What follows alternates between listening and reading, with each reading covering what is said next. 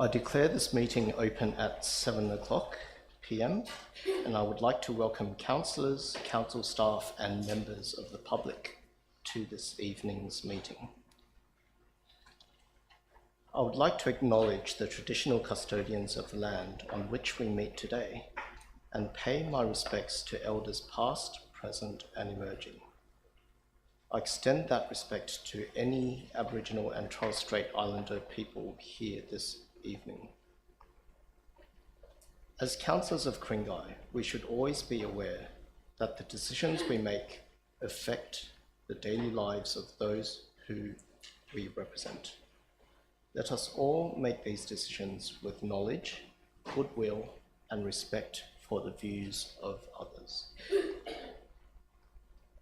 Before we begin, I would like to outline a few procedures in relation to this evening's meeting of council. This meeting is being recorded and live streamed, and the webcast commenced when the Mayor was seated. The webcast will be available on the council website, and only councillors and council staff will be shown on camera. Council meetings are open to the public as observers only. In line with the Code of Meeting Practice, members of the public can address council via the monthly public forum. Council may close part of the meeting to deal with certain confidential matters in accordance with Section 10A of the Local Government Act. These discussions will not be open to the public or the press and will not be webcast. I want to remind everyone that this is a public meeting and we must all be respectful of each other. I remind councillors of their oath or affirmation of office made under Section 233A of the Act and printed at the front of the business paper. All attendees must comply with the Code of Meeting Practice and other relevant council codes, policies and procedures. Attendees must refrain from engaging in disorderly conduct, publicly alleging breaches of the council's code of conduct, or making other potentially defamatory statements. Councillors and council staff must declare and manage any conflicts of interest that they may have in relation to any item of business that is on the agenda this evening. Clause 15.22 of the Code of Meeting Practice requires mobile phones to be switched to silent during the council meeting. Mobile phones may, however, be used to look up reference materials such as council policies or government legislation. Now for apologies. There are no apologies for councillors. Are there any apologies for staff? There are no staff apologies, Mr. Mayor. Right, thank you, Acting General Manager. So, disclosures of interest by councillors. Are there any conflicts of interest declarations that councillors would like to make? If not, we will continue. Are there any conflict of interest declarations for staff? There are no staff declarations, Mr. Mayor. All right, thank you. And then for the Greens, are there any documents circulated in the councillors' papers to be dealt with at the appropriate time during the meeting? There are not, Mr. Mayor. Okay. Are there any reports to be considered in a closed meeting and not released to the press and public? There are, Mr. Mayor. There is, associated with MM3 General Manager's Selection Panel, there is Attachment 1, Ku-ring-gai Council Recruitment Proposal. Relating to GB8 Companion Animals Services Ku-ring-gai LGA, there is Attachment 1, which is the Tender Evaluation Report. Relating to GB10, Post-Exhibition Draft Planning Agreement Roseville Memorial Club, there is Attachment 4, which is a Land Valuation Update, and Attachment 5, which is the purchase price for Part 62 Pacific Highway. Okay, and just as an extra note, I'll note that there was a late agenda item, Mayoral Minute number 4, sympathies to those affected by current events. So we move on to the the confirmation of minutes. Can I please get a motion to confirm the minutes of the previous meeting? So, Councillor Kim Wheatley moved and seconded by Councillor Spencer. All those in favour? That is unanimous. Okay, so now we have time for mayoral minutes. And the first mayoral minute that we will be speaking on today is mayoral minute number 4. Sympathies to those affected by current... Procedural. Is there should we confirm the minutes of the extraordinary meeting? Minutes of the Extraordinary meeting. extraordinary meeting. Okay, yes, we should do that. So can we please confirm the minutes of the extraordinary meeting of council? So Councillor Spencer and then Councillor Ward seconded. All those in favour? Yes, that is unanimous. Okay, mayoral minute number 4. Sympathies to those affected by current events.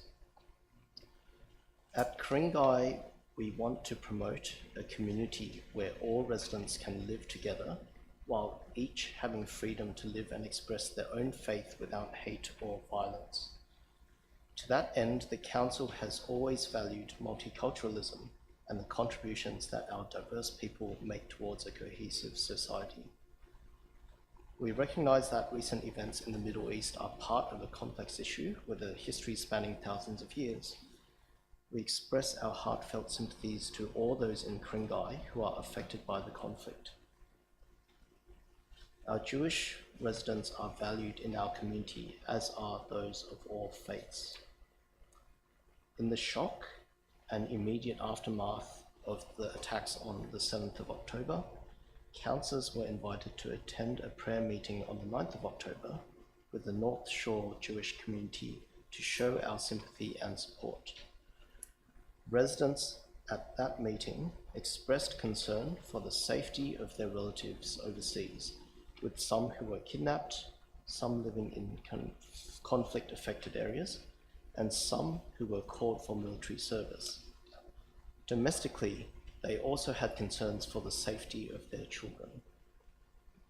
Furthermore, we note community concerns that every effort should be made to minimize the casualties and loss of life to any civilian caught in the conflict, regardless of their nationality.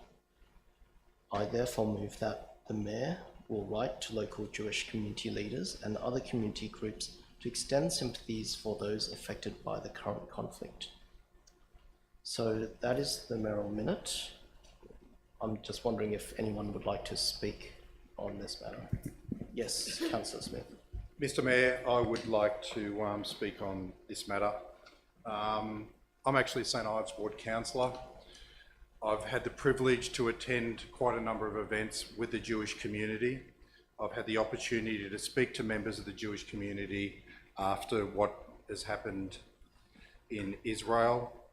I do appreciate this mayoral minute that you've put together, and I do believe that the Jewish community will be very, very happy to receive it. I think one thing that's missed in Ku-ring-gai is the part that the Jewish community plays in Ku-ring-gai. It's a very valued community.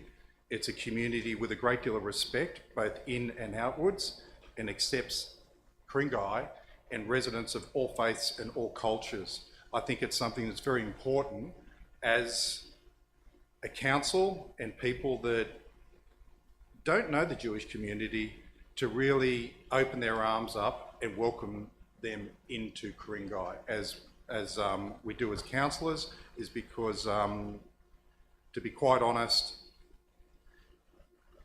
it is very special to be invited to some of the events that they have and just to see how harmonious they are and what a lovely community they are and the strength that it brings into Ku-ring-gai. So thank you very much for putting this together.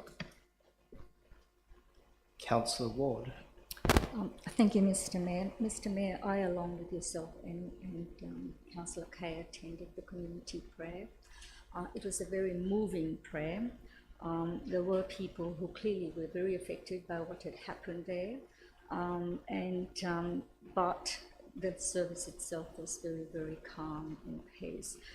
All I want to say is that the Jewish community, like most community, are very loving and community-minded people. We're here to support them as we would support anyone, any community here. All I can say is that we continue to pray for calm, understanding and peace for all. Thank you.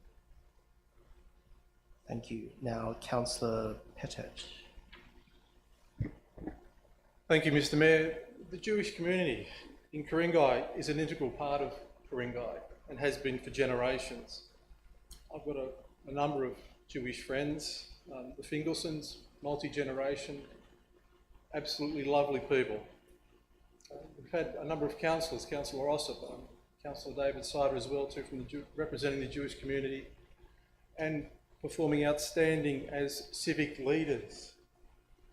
Our hearts go out to the Jewish community, to Rabbi Shapiro, who has been a staunch advocate and a good friend of Ku-ring-gai Council. Back when we approved the Eruv, the Jewish community come together, and there were tears of joy when we worked together to get that Eruv up and running for them.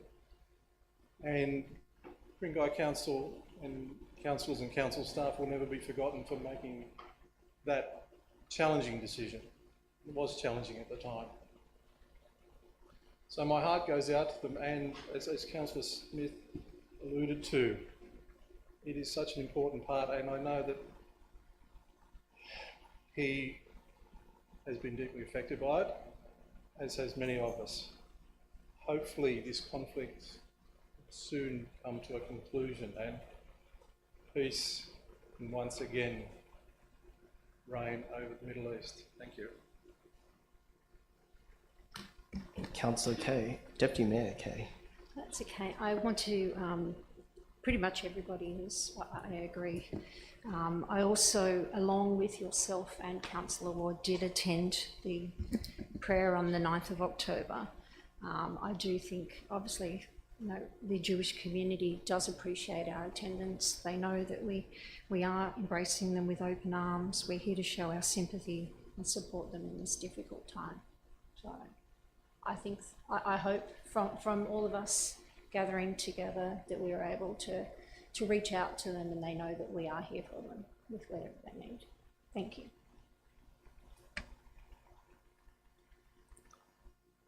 If there are no other speakers, we will put this matter to a vote. All those in favour? That is unanimous. Next up is Mayoral Minute number 1. Valet Tony Racy, respected volunteer and community leader. On behalf of Council and the Ku-ring-gai community, this Mayoral Minute pays tribute to well-known Ku-ring-gai resident Tony Racy, who passed away unexpectedly last month while on holiday in South Africa. Tony Racy was a highly respected member of the Ku-ring-gai community and long-standing Warrawee resident. Born in South Africa, he was managing director of a pharmaceutical company, Pharmador, which his father had started in the 1930s. Being a successful businessman was just one part of Tony's life, however. He was passionate about flying, earning his commercial pilot's license at an early age, and flying around Australia in the Piper Twin Cherokee that he owned. Tony was a devoted Rotarian, eventually becoming president of Turramurra Rotary Club. He was also a gifted pianist who was president of the Sydney Mozart Society, a not-for-profit organisation devoted to raising awareness of classical music. Many will remember Tony for his activism on planning matters, which he led on behalf of Ku-ring-gai and the wider Sydney community. In the year 2000, he established the Save Our Suburbs organisation to oppose state government urban consolidation policies He was staunchly opposed to forced rezonings in local communities, believing that they led to overdevelopment and environmental degradation. Right up to his death, Tony Racy continued to call for governments to introduce planning reforms to protect residents from inappropriate development. He wrote several research papers on planning issues and engaged in discussions with the New South Wales Department of Planning and the Urban Task Force, among others, to argue the case against overdevelopment. Tony married Greta Bierman in 1960, and they remained together for more than 60 years until his death. He is survived by Greta, children Derek and Elaine, grandchildren Carl, Krista, Bryce and Giselle, and great-granddaughter June. Our sincere condolences to Tony's family on his untimely passing. He was a highly cultured and much-loved family man, as well as being a tireless advocate for the causes he believed in. May he rest in peace. So the recommendation is that the Mayoral Minute be received and noted, that we stand for a minute's silence to honour Tony Racy, and that the Mayor write to Tony Racy's family and encloses a copy of the Mayoral Minute. Any speakers to this motion? Councillor Smith. Yes, Mr. Mayor. It's going to be a very hard thing to put into words with Tony Racy. For probably the very early days of first moving into Ku-ring-gai, we actually had a planning matter that was hitting us, affecting me personally in my family. One of the organisations we actually did reach out to was Save Our Suburbs. I did manage to speak to Tony, and I spoke to a couple of people in there. The help, the consideration, the thoughtfulness and the assistance they gave just to try and even things up when we're dealing with a state government that wants to just come in and plan away and push through the development that they were trying to push through. These type of people in our community, unfortunately, are far and few between. I think that there's probably not only in Ku-ring-gai, but I'd say in the Greater Sydney, that people have heard of Save Our Suburbs. It's something that Tony Racy was instrumental in forming. I think that there were a lot of other groups that were created around what he had created and in the way that he pulled it together in an intelligent, intellectual way. I was very saddened to hear what had happened. It was a shock to all, because he was a man that was actually able to start enjoying his later years in life, that has just given so much to the community. So it is a big loss to Ku-ring-gai. And again, I thank you, and I do support this letter to be written to both Tony Racy's family, and if we could send that, that would be great. Thank you. Thank you, Councillor Smith. Next is Councillor Pettit. Thank you, Mr. Mayor. Just following on from Councillor Smith's comments there, Tony did become, shall we say, the face of Save Our Suburbs. I think his name was very well known across the wider Sydney community. Very much a fearless man. Didn't matter what shape or form the government was in, whether it was Labor or Liberal, he certainly fought against the overdevelopment and the running over the top of councils by various state governments with their massive high-rise proposals that they seem to love to put through. We can all remember Frank Sartor and those wonderful things, when we still have the legacies of that at the Sand.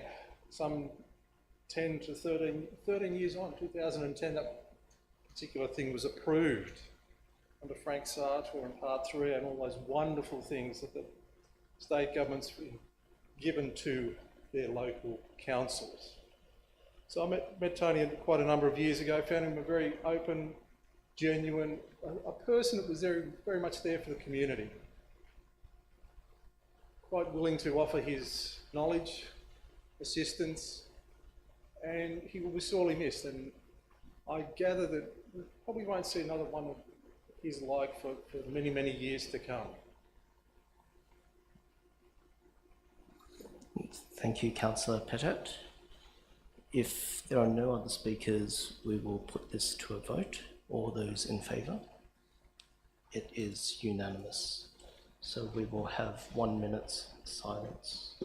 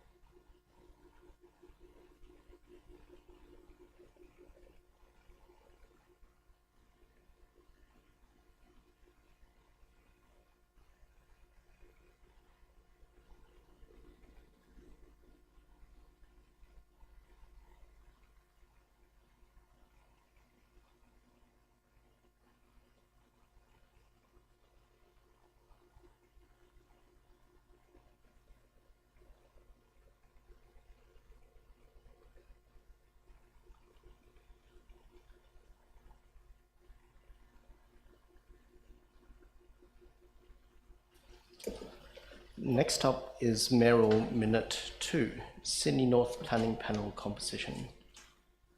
The Sydney North Planning Panel, SNPP, makes decisions on regionally significant development worth more than $30 million and council or Crown interest development applications worth more than $5 million. They also provide advice on rezoning reviews. The Sydney District and Regional Planning Panel's operational procedures state that the panel is comprised of 5 members. 3 members, including the chair, are appointed by the minister as state members, and 2 members appointed by the relevant council as council members. Specific to the council members, the operational procedures states that at least 1 council member must have expertise in 1 or more of the following areas: planning, architecture, heritage, the environment, urban design, land economics, traffic and transport, law, engineering, or tourism. In the last 6 years, Ku-ring-gai Council's members to the SNPP have been as follows. From September 2017, it was Councillors Spencer and I. From October 2019, it was Councillors Smith and Chateau. From February 2022, Councillors Smith and Wheatley. Ku-ring-gai also has 2 external alternates as follows. From May 2018 and expiring in June 2024, we have Suzanne Jolly and Dr. Barbara Newman. More recently, on the 12th of December 2022, the Department of Planning and Environment announced new look panels to combat lobbying risk. See Attachment 1. As safeguards against corruption, key changes to come into effect include appointing a minimum of 4 alternate council members instead of 2, requiring members to rotate regularly to ensure randomization, and requiring probity checks, including police checks and a statutory declaration for council-nominated members to sign, ensuring they are not property developers.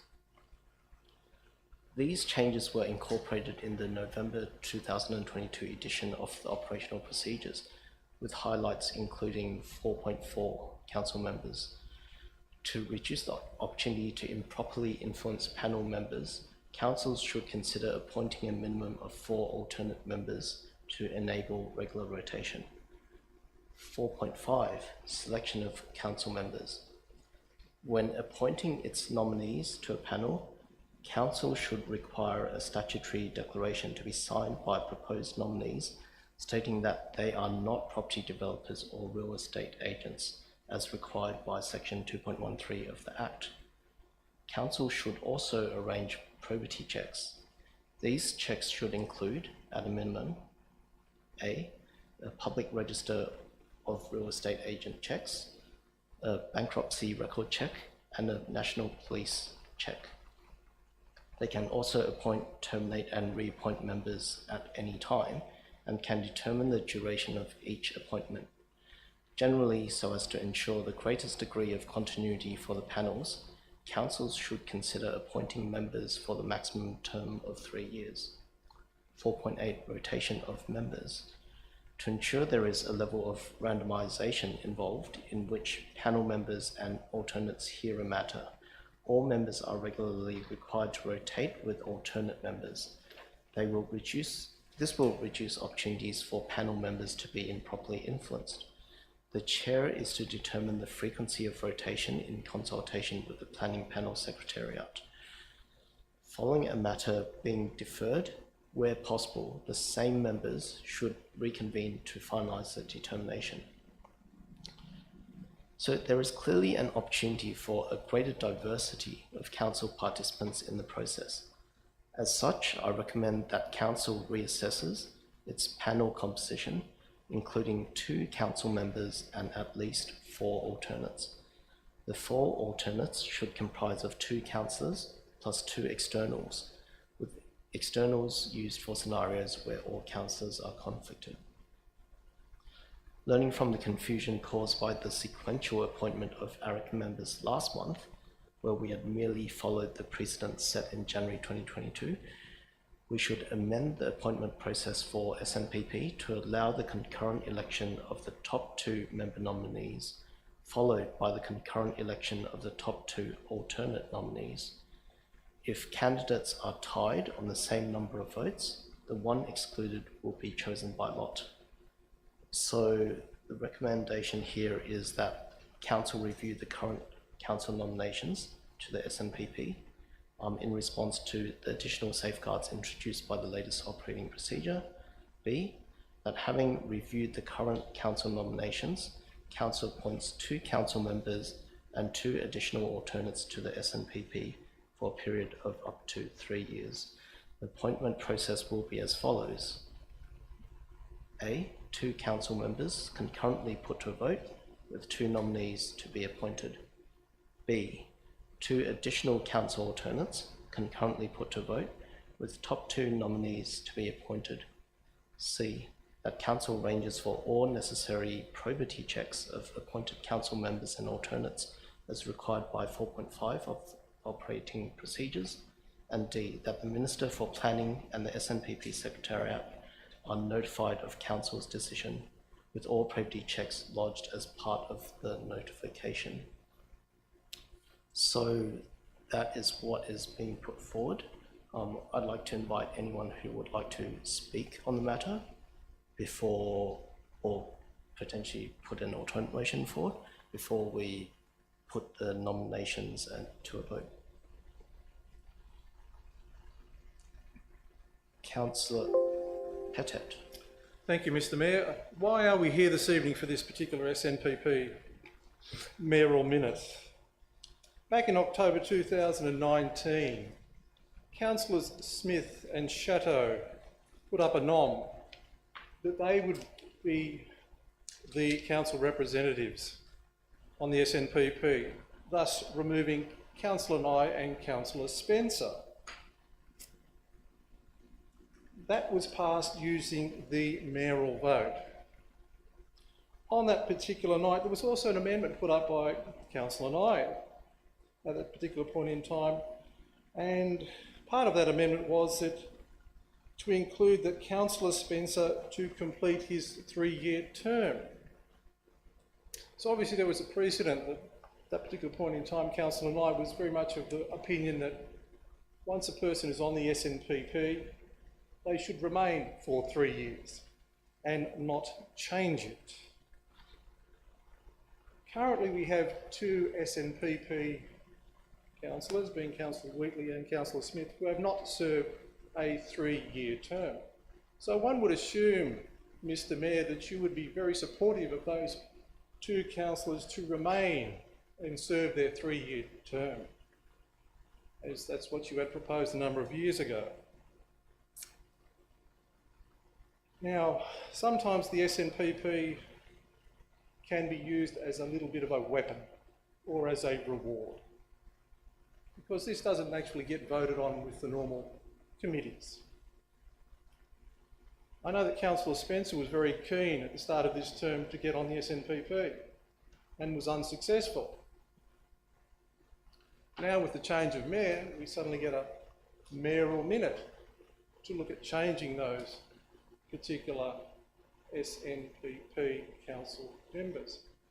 So I'm just wondering, Mr. Mayor, was it your idea to put this up, or did you get encouragement from other councillors to put this up?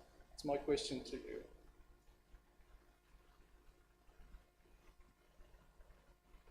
Just as a clarification, do you want me to answer that question? That's why I asked the question. Okay. Wait, was that a speech or was the whole thing I question? paused for a question. Okay, pause for a question at 2 minutes 43 mark. So, 2 minutes 43. It was my idea. I noticed that there were changes in the approach to have 4 alternate members. I also noted that the guidelines require a maximum term of 3 years, whereas we've had one councillor who's served for 4 years consecutively. And a follow-up question to that. Did Councillor Spencer potentially encourage you to put this up so he could once again be nominated for the SNPP? Councillor Spencer didn't encourage me, but I know that he's been interested for a while. And perhaps you may wish to answer this or not. Was this a reward for him supporting you as mayor? Point of Or order. perhaps I might withdraw that Sorry, question. Point of order, Mr. Mayor. That's imputing improper motives. I've already withdrawn the question, and I'll continue on with my speech. So, we have 2 experienced councillors that are already SNPP members. There, with Councillor Smith, his 3 years, I gather, restarted from his second run at being on the SNPP, so I don't see any issues there with retaining him for the remainder of this particular term. And the same with Councillor Whitley, both have done exceptionally good jobs. It doesn't make sense to get rid of people that are doing a good job, unless it's the General Manager. So I would ensure that both these councillors remain on the SNPP and encourage you to support them. Now with your particular, and it's my question now to you, Mr. Mayor, with your concurrent voting, we now have a potential of 45 different combinations of councillors. Is that what you envisaged would potentially happen? What I envisage is what's written here, that there will be a nomination process and the top 2 candidates will get through based on 1 vote from each councillor.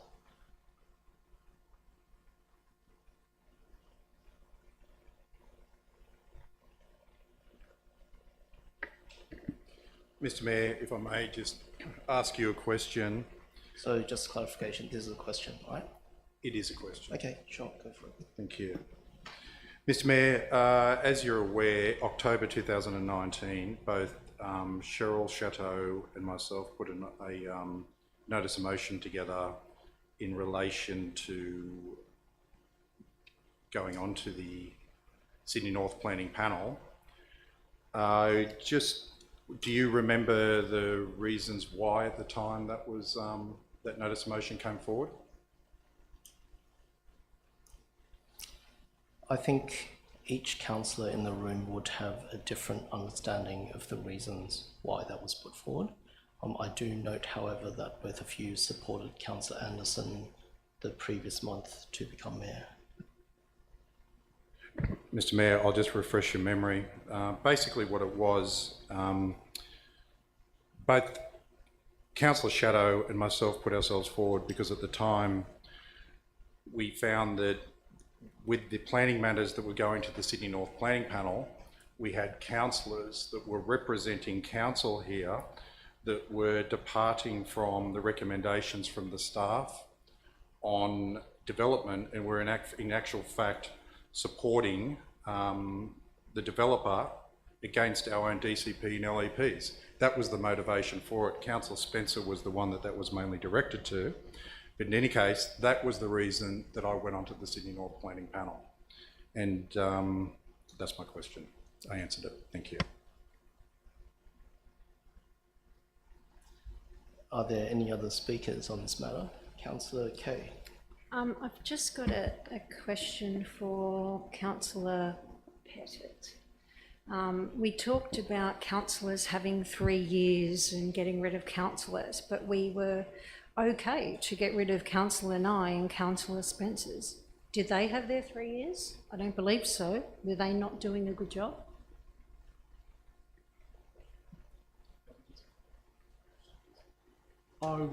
You would have to ask each individual council why they voted a certain way. Mr Mayor, I have a question through you to Councillor Kay. I'm fine with that. It's just press the button and then I'll refer to you and then you can ask. So go ahead now, please. Am I Councillor right Smith. to Yep, you ask can the go question now. through you, Yep. Mr Mayor? Yes. Thank you. Councillor Kay, did you happen to listen to my sentence or sentences just prior to your question? Point of order. I actually think we're entering into a period of disorder in this meeting. No. It's simply a question. This because questioning is not taking this matter further forward in any way. Excuse me, Mr what's the point of Mayor, order? it's a point of order. You actually have to rule on a point of order and not allow the councillor to discuss and debate Point things. of order. On this occasion, just let Councillor Smith finish his question and So The answer is yes. I did hear what you said prior. you did hear. Okay, so I just wasn't sure for the reasoning for your question then. Thank you. That might apply to Councillor Spencer, your assertions, but what about Councillor Nye? so is that, okay, Councillor Pettit, you have a question? Indeed I do, Mr Mayor, and it's actually within your preamble where you actually say learning from confusion caused by the sequential appointment of the ARIC members last month. Councillor Smith, were you confused at that point in time when we were appointing the ARIC members? Councillor Pettit, I was not confused.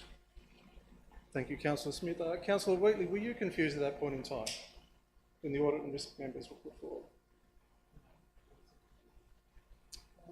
Mr Mayor, who was confused? It appeared that Councillor Smith was confused and you brought that to attention during the meeting. So that's why I added the wording here. And that's why I've changed the procedure. I was merely at that time in appointing ARIC following the precedent that you had set as mayor in January 2022. So I was following the same process. For some reason, this second time round, it caused confusion. So we're going to avoid that by having a new process here, where it's the top 2 nominations going through. I'm just going to speak briefly on this. So yes, we do have a requirement where ideally members serve a maximum term of 3 years. I know that we've had a situation where we've had a 2+2, but that's effectively 4, and the intent is that we don't have people serve on for too long. The intent is that members are rotated regularly. Now, if you look through the last 6 years of Sydney North Planning Panel decisions, there's been 29 decisions. And we already know the composition of the panel. There's 3 state members and there are 2 council members. And what that effectively results in is a situation where if there is disagreement between state and council, state usually wins. And it's pretty hard. It means that for us as councillors, if we appoint 2 members, 2 alternates, 4 alternates, whatever, to go up there and to put forward a case, for example, that staff do not agree with something, they have the very tricky challenge of convincing the other 3 state members that there is another way of doing things. Now, with Sydney North Planning Panel, it is a very hard, tough gig to do and follow. And I certainly have no interest in serving on it ever again. Why is that the case? Was we are put in situations where as councillors and as panel members, we have to vote, we have to make decisions on planning matters, not based on what we would like personally, and not based on what our residents would like, but rather we have to make decisions based on whether a matter is legal or not. And that does put us in an uncomfortable position sometimes where we know the community might absolutely dislike a certain development, but as a panel member, we have no choice but to approve it if we are of the view that something is legal. Now, out of those 29 times that decisions were made, on 4 out of those 29 occasions was there disagreement between council members and state members. The other 25 times, it was unanimous. So the other 25 times, you could have put any councillor there and the outcome would have been exactly the same. You could even put a rock there and the outcome would be similar. However, on the 4 times that there was disagreement between councillors and the state member, there was only 1 time that I could find in the records where the council member was able to successfully convince the state members to change their mind, to change their view and go the other way. And that happened to be the first time that I was on Sydney North Planning Panel with Councillor Spencer. On that time, there was a controversial development at Bushlands Avenue, 25, 25A and 27 Bushlands Avenue. And on that one particular occasion, through Councillor Spencer's questioning of expert witnesses, through Councillor Spencer's deep look at the law and posing questions in a certain way, you can see through the records, the statement of the determination that we as council members were able to convince state members to change their mind and vote down a development that otherwise it appeared that they would have allowed to go through. So it's on that basis that I think the composition of panel members is important. Yes, there will be times when panel members, and regardless of who you choose out of the 10 here, there will be times when panel members make decisions or advocate a position that is contrary to what someone wants, to what someone likes, etc. But ultimately, each panel member has to look at the law and what is legal rather than what they would like or not like. It is a very heavy burden to be on the Sydney North Planning Panel. You do get paid a little bit, but that's nothing compared to the time you have to put into reading all the papers and being prepared for the item. So it is ultimately a community service, and I just encourage all councillors, if you are thinking about doing it, to take it seriously. Councillor Smith, you've got your light on. Yes, Mr. Mayor. I just wanted to ask a question. Were you just advocating for Councillor Spencer, or did you just put a vote in?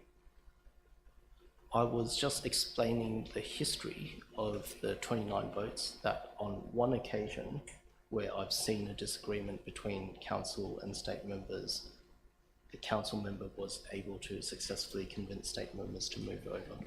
Yeah, Mr. Mayor, I think you quite rightfully named Councillor Spencer, but in any case, I do believe you just put your position forward on that. And I think that's a very difficult position when you're sitting there as chair to be, which can be, let's say, influencing a decision. I think that's something that I request that you take seriously. Thank you. I sort of disagree with that because there's 10 councillors here and 10 votes. But anyway, if there are no more speakers on this item, let's put it to a vote. All those in favour, put your hand up. to visit this. So this, by the way, is to go through the process of nominating 2 members and 2 alternates. If you are in support of it, please raise your hands. So that is Councillors Kay, Spencer, so Councillor Alec Taylor, Councillor Greg Taylor, Councillor Ward and Councillor Nye. Against this is Councillors Pettet, Councillor Lennon, Councillor Smith and Councillor Wheatley. So with it being 6 verse 4, I declare it to be carried. We now move on to the process of appointing 2 council members, where the top 2 nominees will be appointed. Point of order, Mr Mayor. We've actually just voted on MM2 and it was carried without actually appointing anybody. So what this recommendation is, as clarification, is we've agreed on a process. So now that we've voted and supported, including point B, part A, we are going to follow that process to nominate members. And this is not dissimilar to the process we followed last month at the ordinary meeting of council, where we agreed through a vote to appoint various members, and then we individually appointed different members. So it's not dissimilar to last month.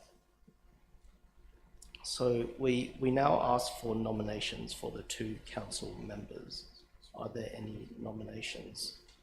Councillor Pettet, is your light still on? Or? yes, I'm quite happy to nominate Councillor Wheatley and Councillor Smith as one pair. So we are calling for individual nominations and seeking the top 2 nominees through a process of 1 vote each, also as per the directions sent through by the Acting General Manager this afternoon. So just to clarify, Councillor Wheatley, do you accept a nomination? And Councillor Smith, do you accept a nomination?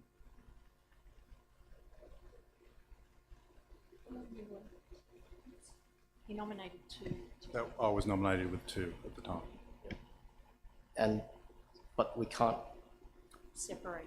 we're still going to vote on individual councillors. So Councillor Wheatley, would you like to be a nominee? And then Councillor Smith, would you like to be a nominee? Yes. Okay. And then are there any other nominations? So Councillor Kay. I would like to nominate Councillor Cedric Spencer and Councillor Alec Taylor. So I have 2 nominees also. Thank you. Okay, so just exploring that, Councillor Spencer, would you accept the nomination? Yes. And then Councillor Alec Taylor. Thank you, no, not at this time. Okay. So at the moment, Councillor Greg Taylor. Mr Mayor, I'd like to nominate Councillor Barbara Ward, please. Okay, and Councillor Ward, do you accept this nomination? Yes, I do, Mr Mayor. Okay, so the situation we have now is there have been 4 who have been nominated and accepted their nominations. They are Councillors Wheatley, Councillor Smith, Councillor Spencer, and Councillor Ward. We are now going to put it to a vote where each councillor has 1 vote, so you can only support one of these nominees. And the top 2 nominees will become the members. And just to remind you, out of the 4 nominations, you only get to vote for 1 of them. So the first candidate is Councillor Wheatley. Who would like to support Councillor Wheatley onto the Sydney North Planning Panel? So we have 4 votes with Councillor Pettet, Lennon, Smith and Wheatley. Secondly, we have Councillor Smith. Any who would like to support Councillor Smith for that? It's a bit hard when Smith voted for Wheatley. Okay, so Councillor Spencer, who would like to support Councillor Spencer for the position? we have councillors Kay, Spencer, Taylor, Ward and I, and then councillor Ward, I assume would also be 0. So I would therefore declare councillors Wheatley and councillor Spencer as the members. Next up, we have the 2 additional council alternates, noting also that the procedures encourage regular recycling between members and alternates. Councillor Greg Taylor, you've got your light on. Mr Mayor, could I nominate Councillor Alec Taylor and Councillor Barbara Ward, please? Okay, so 2 nominations. Councillor Alec Taylor, first of all, do you accept the nomination?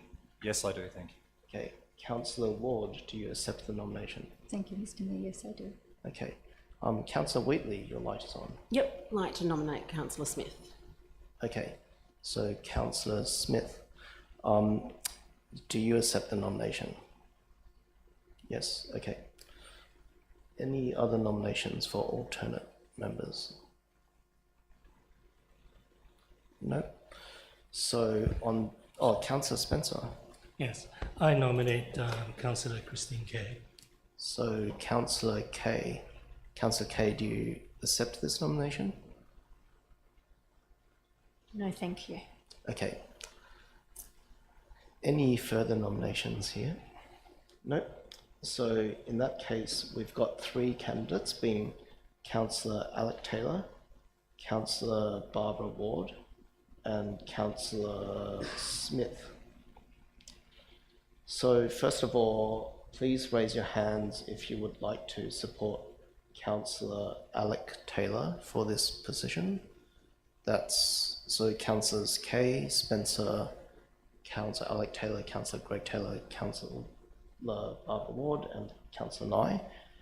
And then as for Councillor Barbara Ward, we have no votes. And then as for Councillor Smith as an alternate, raise your hands if you support. So Councillors Pettet, Lennon, Smith and Wheatley.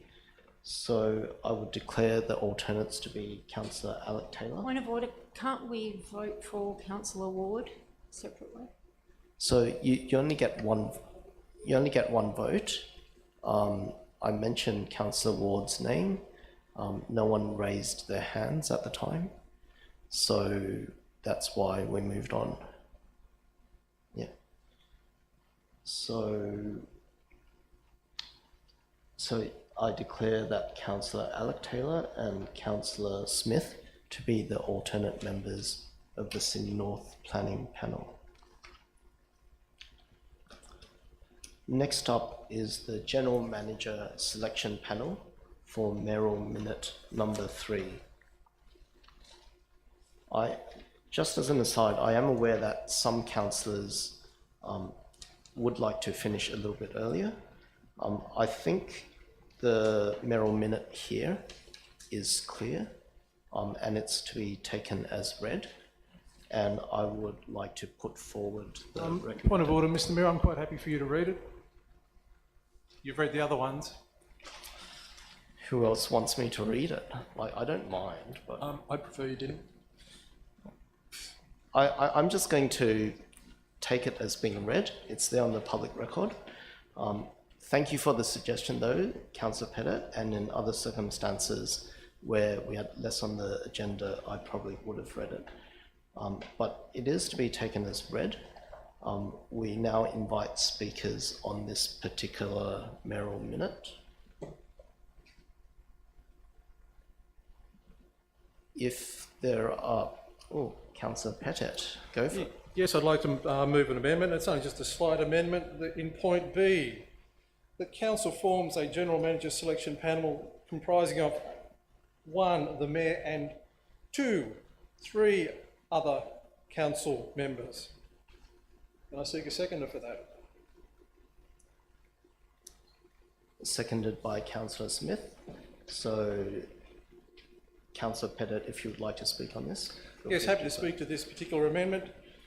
Obviously, if we have an issue with the Deputy Mayor and suddenly the Deputy Mayor is no longer the Deputy Mayor, we would have a change of person, which might be an unintended consequence. So you're probably better off having 3 councillors named and nominated.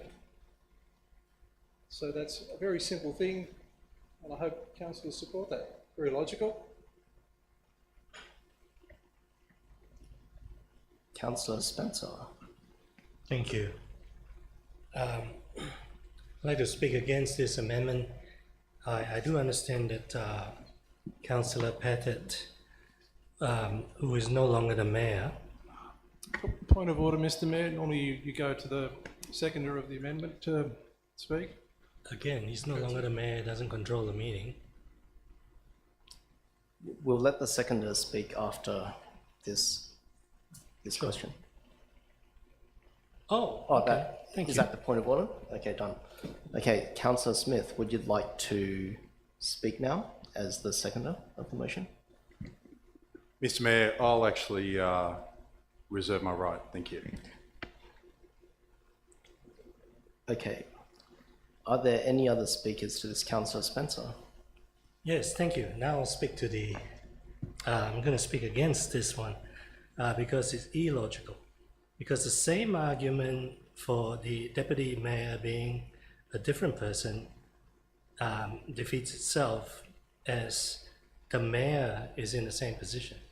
So whether, now here it doesn't say specifically which person is the mayor or the deputy mayor, it just says the mayor and deputy mayor. So it's exactly the same thing. So the amendment is illogical. The reasoning, thank you. Would anyone else like to speak on this matter? Councillor Smith. Mr Mayor, I'd like to make an amendment.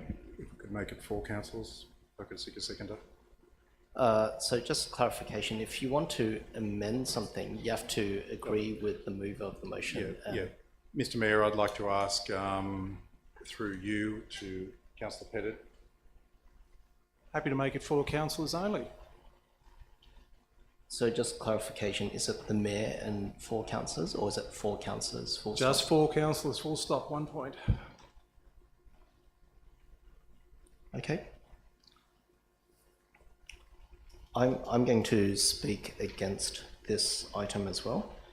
So if you look at the guidelines for the oversight of the general manager, released by the Office of Local Government in 2011 and updated in 2022, it does call out for the mayor and deputy mayor's involvement, as well as it actually says 1 other councillor plus at the general manager's choice, 1 other councillor. Now it's difficult to have a general manager appoint a councillor in this particular occasion, so that's why I've said the mayor, the deputy mayor, and 2 other councillor members. I understand why Councillor Pettit and Councillor Smith have chosen to go down the path that they have suggested, but I just disagree on this particular occasion. But I think all councillors' views should be respected, so thank you. If there are no other speakers on this, I'd like to put this to a vote. So all those who are in support of Councillor Pettit and Smith's motion for 4 councillors to be appointed. Mr Mayor, it's an amendment. Amendment, then please raise your hand. So that's Councillors Pettit and Councillor Smith.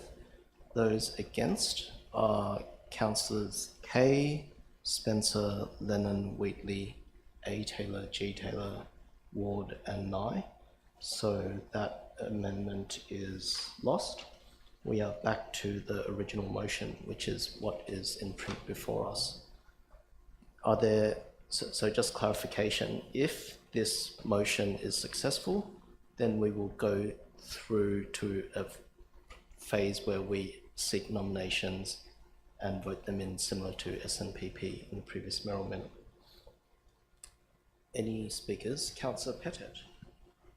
Thank you, Mr Mayor. I'd like to move a further amendment, and it is B, that council forms a general manager's selection panel comprising of 1, the mayor,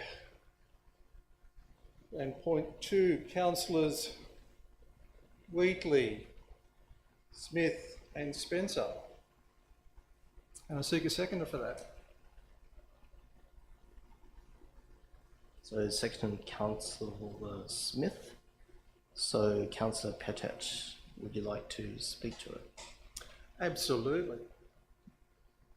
This makes it very simple, councillors.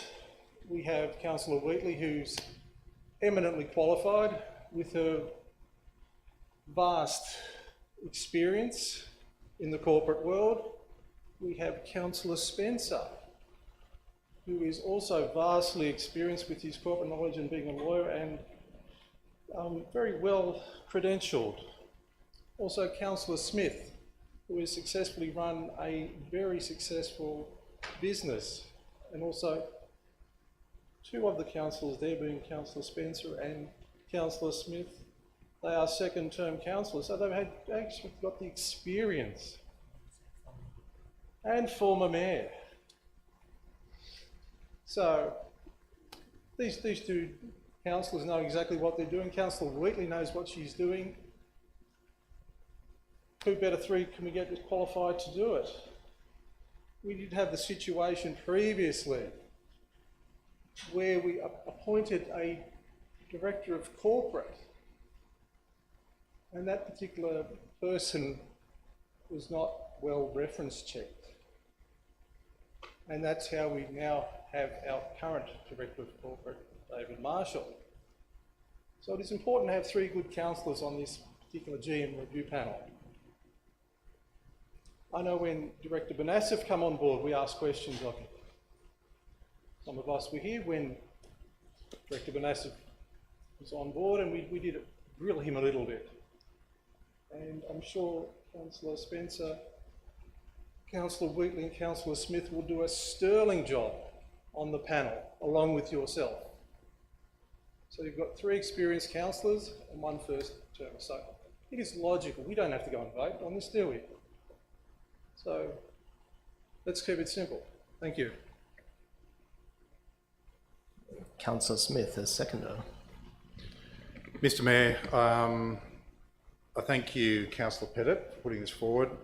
I do believe that what Councillor Pettit has put forward does show a very strong team. I think it shows a lot of balance to go into this council, and I think that this council does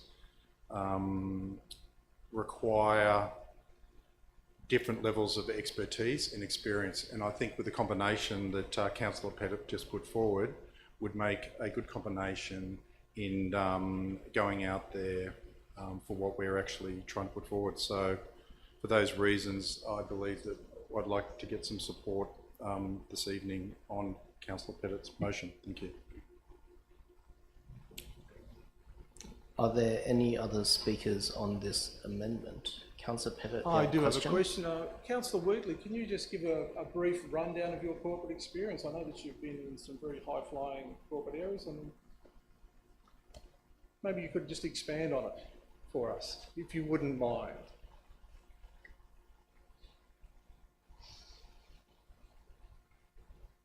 Sure. 25 years in executive management, general manager's role, MD's role, have worked overseas. What people probably don't know, which I don't tell people, is I actually won the 40 under 40 Rising Stars in New York in 2007. So, and I was then put on numerous boards in New York for sitting on committees. So I've also, I think, been part, well, I am part of the process when it comes to the KPIs with yourself. I don't really need to say much more. Councillor Pettit, your light's still on? Absolutely. I'll ask the same question to Councillor Smith. I know that you've run a successful business, but can you give us a little bit of a background about your history and corporate knowledge? Thank you, Mr Pettit. Councillor Pettit. Mr Mayor, I'd just like to put it to you that I've actually been in business for 28 years. I run a national business that we service major banks, major corporations, generally sites that are 250 sites above. We've conducted that nationally. We've continued to grow.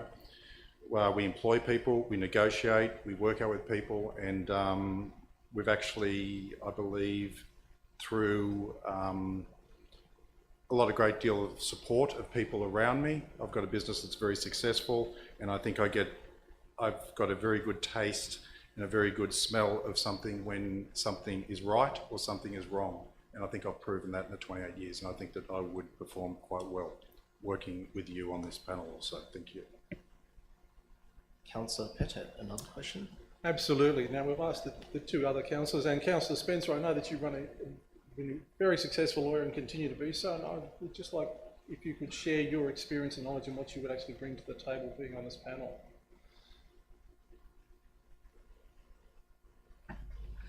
Thank you. In the first place, I'm not sure if I want to be on this panel. I'm happy to share my experience without making me sound so old. I was a CEO of a medium to large size freight company in Singapore, and in 1993 I was nominated for Entrepreneur of the Year award, where I came in second. Didn't win. I own a retail chain store in Singapore, another retail chain store in New Zealand, and I was a general manager and shareholder of a retail chain store in New Zealand as well. In Australia, I was an academic and currently a lawyer. No big deal, just had many lives, that's all. If there are no other speakers, I will. Councillor Lennon? I just ask a question of Councillor Spencer. Do you support this motion? Given you're named, I would like to know your view. Sorry, that will be a breach of the code of conduct. So there's the answer. So, Councillor Lennon? Is there some scope to see if Councillor Spencer consents to the appointment? I just feel a bit blind to have a motion in which someone is named to appear on a panel and we don't know whether he actually wants to be on it. It's just, I mean, there could be another alternate motion amendment after this, but otherwise we'll just put this to a vote. So those in favour of the amendment that is currently up by Pettit and Smith, raise your hands. That is Councillors Pettit and Smith and Wheatley. Those against are Councillors Kay, Spencer, Lennon, Councillor Alec Taylor, Councillor Greg Taylor, Councillor Ward and Councillor Nye. So I declare that lost. We're going back to the original motion, to which I will speak now. So look, what I've wanted to do is put here in print. I'm not going to read out the full thing. Well, I'd like to draw your attention to some aspects, however. Yes, it does involve a panel for shortlisting the applicants, and with the shortlisting of applicants, it is a relatively sensitive matter. We will have people who potentially take a risk to put their names forward to become a candidate or become an applicant for the position of general manager. It is important that we treat it with respect, that we don't then go yapping on around to the rest of the community and having these names floating about. So it is important that we do, as whoever's on the panel, respect the confidentiality of those who have applied. It is important that this panel does get involved in shortlisting and interviewing a number of the candidates. It is important for these candidates to be ones that have been put forward by an independent recruiter, so not handpicked by us, but handpicked by the recruiter and suggested by the recruiter. But there will come a point where all 10 of us as councillors will have the opportunity to meet those who have been through to the final round of the interview. There will come a point where all 10 of us may be able to meet perhaps 3 of those who've been selected by the panel. We will get to hear them share about their history. We will get to hear them speak about the ideas that they have for our council, and we will all 10 of us, have the opportunity to ask a question to this general manager candidate. So I have proposed it in a way that is consistent with corporate practice that I've seen elsewhere in Australia. And I've proposed it in such a way that we all have a contribution in getting to know each of the candidates before we have the final vote. But I do want to emphasize that it is important that we respect the confidentiality of applicants, and that we do have a constructive panel on the team. I would also finally like to say that, look, I do want there to be a diversity of candidates, which is why I had proposed something originally a month ago. But through this process, hopefully, when we are seeking 2 councillor members, it will quite likely be 2 councillors coming from different, what I'd say, friendship groups within the council. There will be some degree of balance, and part of why I've done it this way is because I have seen a former mayor who isn't here today, but a former mayor who had the numbers and just rolled through with everything, and it was quite a frustrating experience. I would like minority councillors to have the opportunity to have a say, to be represented, and I do believe that through this process where 2 councillor nominees are put forward and voted on, that it gives the minority an opportunity to have a say. So we will just see what happens. The next speaker question comes from Councillor Alec Taylor. Thank you, Mr. Mayor. Just wanted to clarify how many speakers we have had for and against on this motion. So, General Manager, on the original motion, how many for and against? Mr. Mayor, I don't believe we've had any. I think we've only had... Other than the Mayor? So I'm for. That's yes, 1 for. so there's 1 for. Yeah. Okay. So I would like to speak in favour of this motion, and I'd like to keep it simple. I'd like us to get on with it. Thank you. Thank you. So that's 2 for. Next up is Councillor Pettit. Thank you, Mr. Mayor. I've got a question. In your preamble, you've actually written here, and it's one of the last month, I proposed the selection panel, yada, yada, yada, with a diverse blah, blah, number of councillors. There was pushback to this concept during the meeting, and to be honest, 5 members is typically unwieldy. That's what you wanted. Now, were you being honest now, or were you being not honest then when you suggested 5 members? I knew that this was a potentially divisive issue, and so when I initially suggested 1 from each ward, 5 councillors, it was so that we would have as diverse a representation as possible, although acknowledging at the same time that it's not the ideal composition. It's workable, but it's not ideal to have 5. So just a follow-up question. So when you proposed 5, you were not being honest with us that that's what you wanted. Is that correct? I think that would be a misrepresentation of my motives as per 15.11 Part D of the Code of Meeting Practice. So I don't think it's about honesty. It was about being pragmatic. Thank you, Mr. Mayor, for that interesting answer.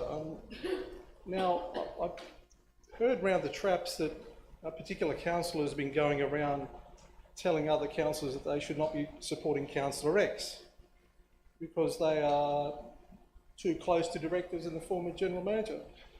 Councillor Lennon, have you heard this sort of discussion happening amongst councillors or from a certain councillor to other councillors? Is this an ordinary sort of question? I mean, I have.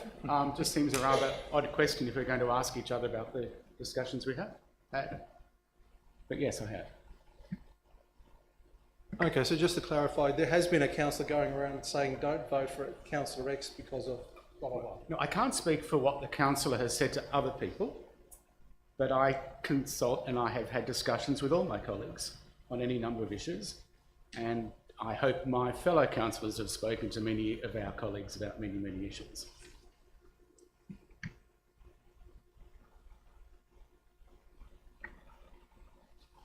Councillor Pettit. Thank you, Mr. Mayor. You also mentioned in your preamble that the motion included the proposed LG-NSW as the preferred recruiter. Now, for transparency and collaboration purposes, which councillors did you actually know that this is what you were going to do, and which other councillors did you actually collaborate with when coming up with LG-NSW as your chosen recruitment agency? So in answer to that, I have mentioned it to a number of councillors before, although I don't remember which exact councillors, because it was quite a heated time, as you remember. There was a lot of talk about the general manager, whether to stay, whether to go, rescission motions, councillors attending, not attending, all sorts of things. So there was a lot going on at the time, and it is difficult to provide an answer to that exactly. But it is something that has been explored.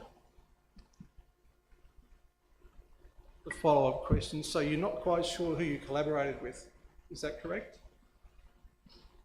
I would also say I would like to call out relevance on this. So if you would like to ask these questions as part of NM1, then that's completely fine. However, on this, let's focus on the panel, and then you can save those questions for NM1 when that comes up. Quite happy to do so, and I'll be asking you exactly the same questions then. At which point you're more than welcome. Now, if there are no other speakers on this matter, let's put this suggestion or this proposal to a vote, and that is to have a process where we determine the two council members. So those in favour of this mayoral minute, they are councillors Kay, Spencer, unanimous. Okay, that is unanimous. We now move on to the process of calling for two councillor member nominations. Any suggestions? So Councillor Greg Taylor had the light on first. Mr Mayor, I'd like to nominate Councillor Alec Taylor and Councillor Barbara Ward, please. So, Councillor Alec Taylor, do you accept the nomination? Yes, thank you. And then Councillor Barbara Ward, do you accept the nomination? Thank you, Mr Mayor, I do. Okay. Councillor Lennon. Thank you, Mr Mayor. I'd like to nominate Councillor Wheatley. Okay, Councillor Wheatley, do you accept this nomination? Yes, I do. Okay, cool. So we have a time now where we put it to a vote. So those in favour of Councillor Alec Taylor, please raise your hand. So that is Councillors Kay, Spencer, Councillor Alec Taylor, Councillor Greg Taylor, Councillor Ward, and that's that. Secondly, who is in support of Councillor Ward? That'll just be myself, Councillor Nye. And then as for Councillor Wheatley, we have four votes. Councillors Pettet, Lennon, Smith, and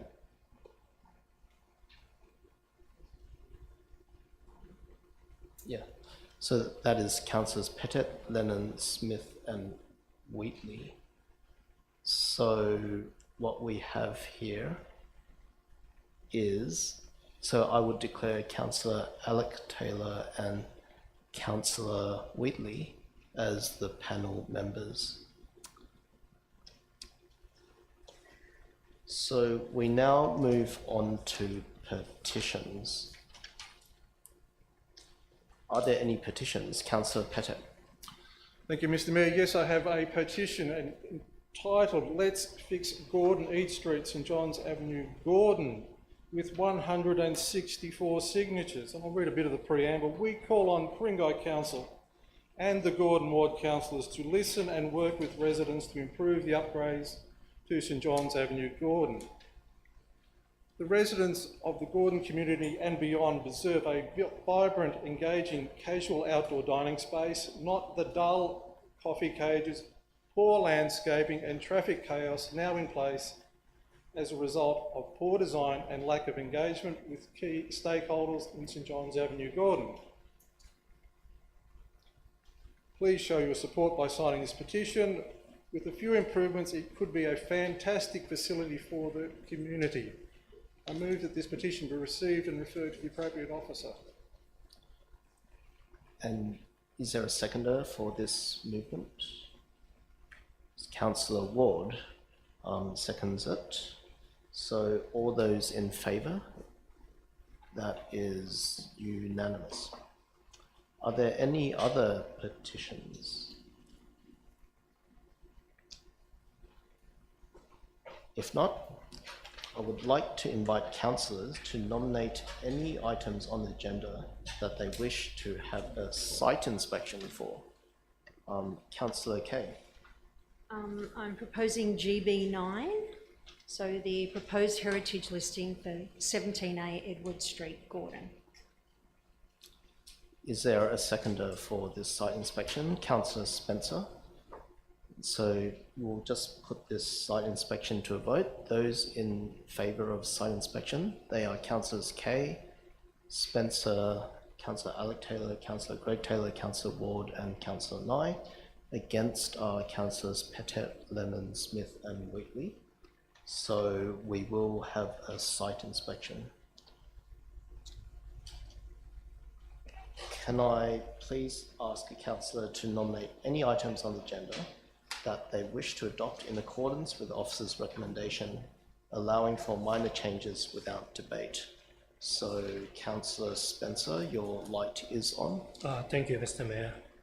I would like to nominate GBs, all the GBs except for GB9, which is site inspection, and of course councillors are free to withdraw them.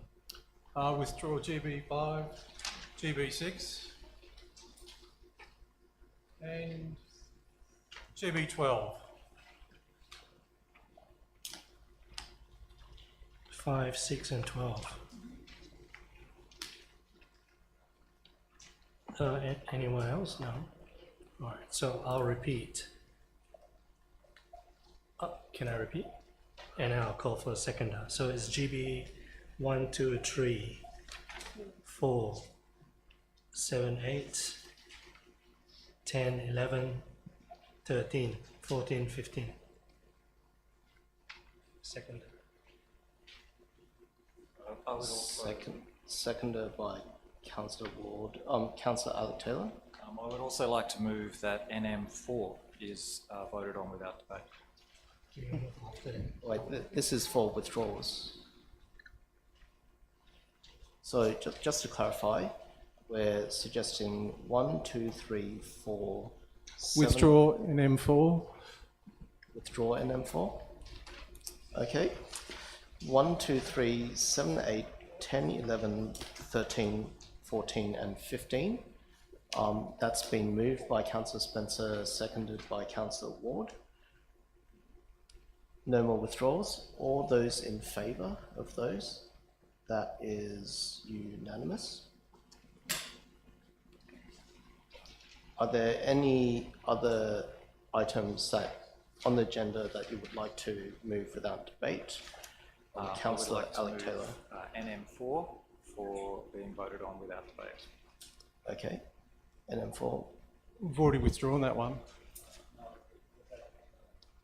That only the mover of only the writer of an NM can put that forward for vote without debate. So Councillor Alec Taylor just did that, and Councillor Pettet, are you withdrawing? Okay, so that's withdrawn by Councillor Pettet. NM4. Okay. Any other NMs that you would like to vote on without debate? If not, we will now move on to GB4, Investment Report as at 28 September 2023. Do we have a motion?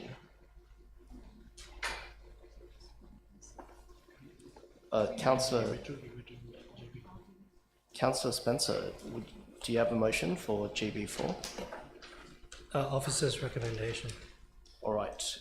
Do we have a seconder? Councillor Kay this time? Seconds? We've actually already done this one, GB4. No, you withdrew it. No. NM4. NM4.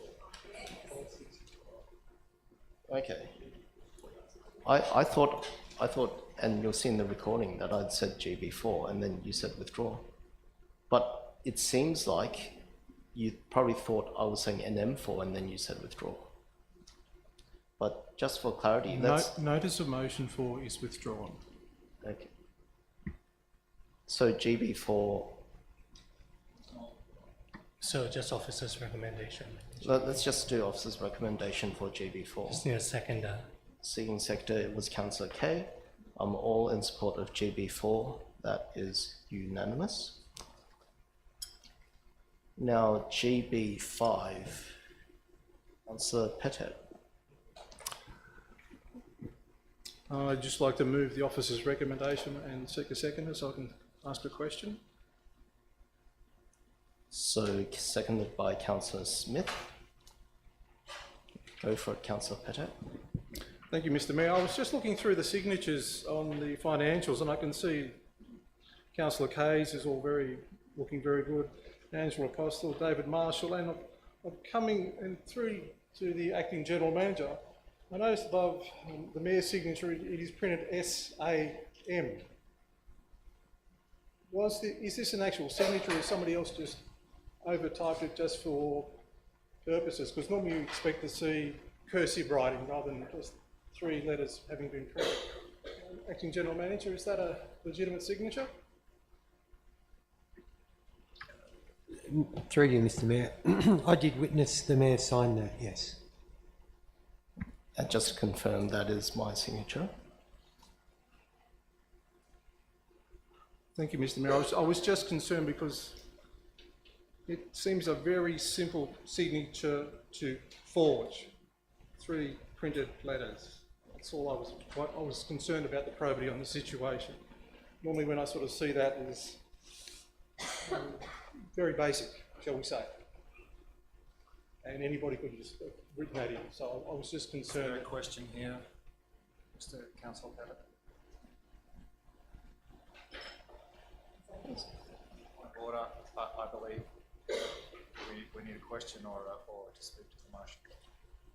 Would you like to speak to the motion? Absolutely, and this is the whole reason why. Thank you, Councillor Taylor. You've just given me a second bite at the cherry.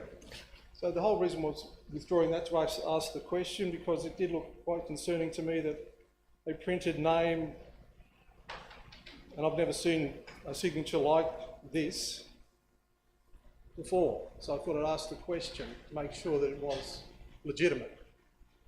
I mean, I don't tend to sign my name J-E-F-F, or if it was Tim, T-I-M or something like that. Point of order. I don't think the Mayor's signature and how they do it has anything to do with That's not a point of order. You actually item. have to point of order to the code of conduct, code of So meeting practice. I think on this particular occasion, I'm okay with Councillor Pettit asking questions during the speech. There are other times when it's like, oh, but this time, let's just continue. Yeah, it is concerning because you don't tend to see those sort of things. Like when somebody signs a cheque, they don't write Tim, T-I-M, or Ian, I-A-N, or Greg, G-R-E-G, just nice printed letters. You normally expect to see flowing cursive writing. Like Councillor Kay has a very flowing signature. And Angela Apostle, she has a very flowing signature. And even Director Marshall, even though he's an accountant, isn't too bad with the penmanship. So that was the whole idea of just asking that question. Thank you. Now, Councillor Smith, as the seconder, would you like to speak? Reserve my right. All right. Now, anyone else would like to speak? If not, let's put this to a vote. All those in favour? It is unanimous. The next item is GB6, the Ku-ring-gai Council Annual Report. Do we have someone? Councillor Pettit. Yes, I withdrew. Thank you very much, Mr. Mayor. I'd like to move the officer's recommendation and seek a seconder. That is Councillor Ward on this occasion, seconding. So Councillor Pettit. Yeah, just in regards to the annual report, now that it's almost finalised, the subject of final editing and introductory messages from the Mayor and General Manager prior to publication, question to the Acting General Manager. Now that we've sacked our General Manager who was there for this entire report, will the previous General Manager be providing that report, or will you be providing that General Manager's message? Through you, Mr. Mayor. Well, I might start with a related question, which is which mayor will be signing the annual report. And the practice is usually that the mayor that was the councillor that was the mayor during that period signs the annual report and does the mayoral message. And we talked internally about, well, should we follow the same principle for the person who was the general manager? And we thought that would be potentially appropriate if Mr. McKee was amenable to that, but I also intended to discuss it with the mayor to see what his views are. So it's actually it's a difficult question and probably an open question. So at this point in time, we're not quite sure whether Mr. McKee will be doing it or yourself. Through you, Mr. Mayor, that's correct. Firstly, I would discuss it with the Mayor, and secondly, I would discuss it with Mr. McKee. Just a follow-up question. So you haven't yet discussed it with Mr. McKee, just for clarity? That's correct. Thank you. Are there any other questions on this matter? If not, we put it to a vote. All those in favour? That is unanimous. Next up is GB12, 4 Pennant Avenue, Gordon, detailed site investigation. Councillor Lennon. Thank you, Mr. Mayor. I'd be pleased to move that one.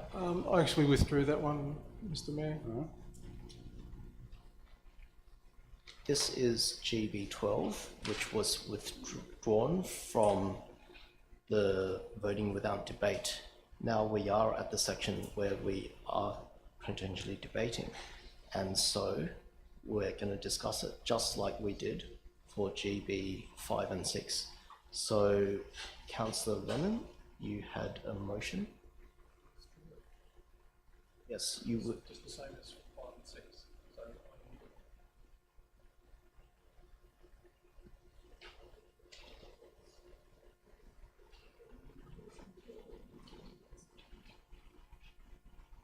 So I'm told that it doesn't matter who moves something. If something's withdrawn, then it's free for all right at the start of the item, just as we have for many other items in the past.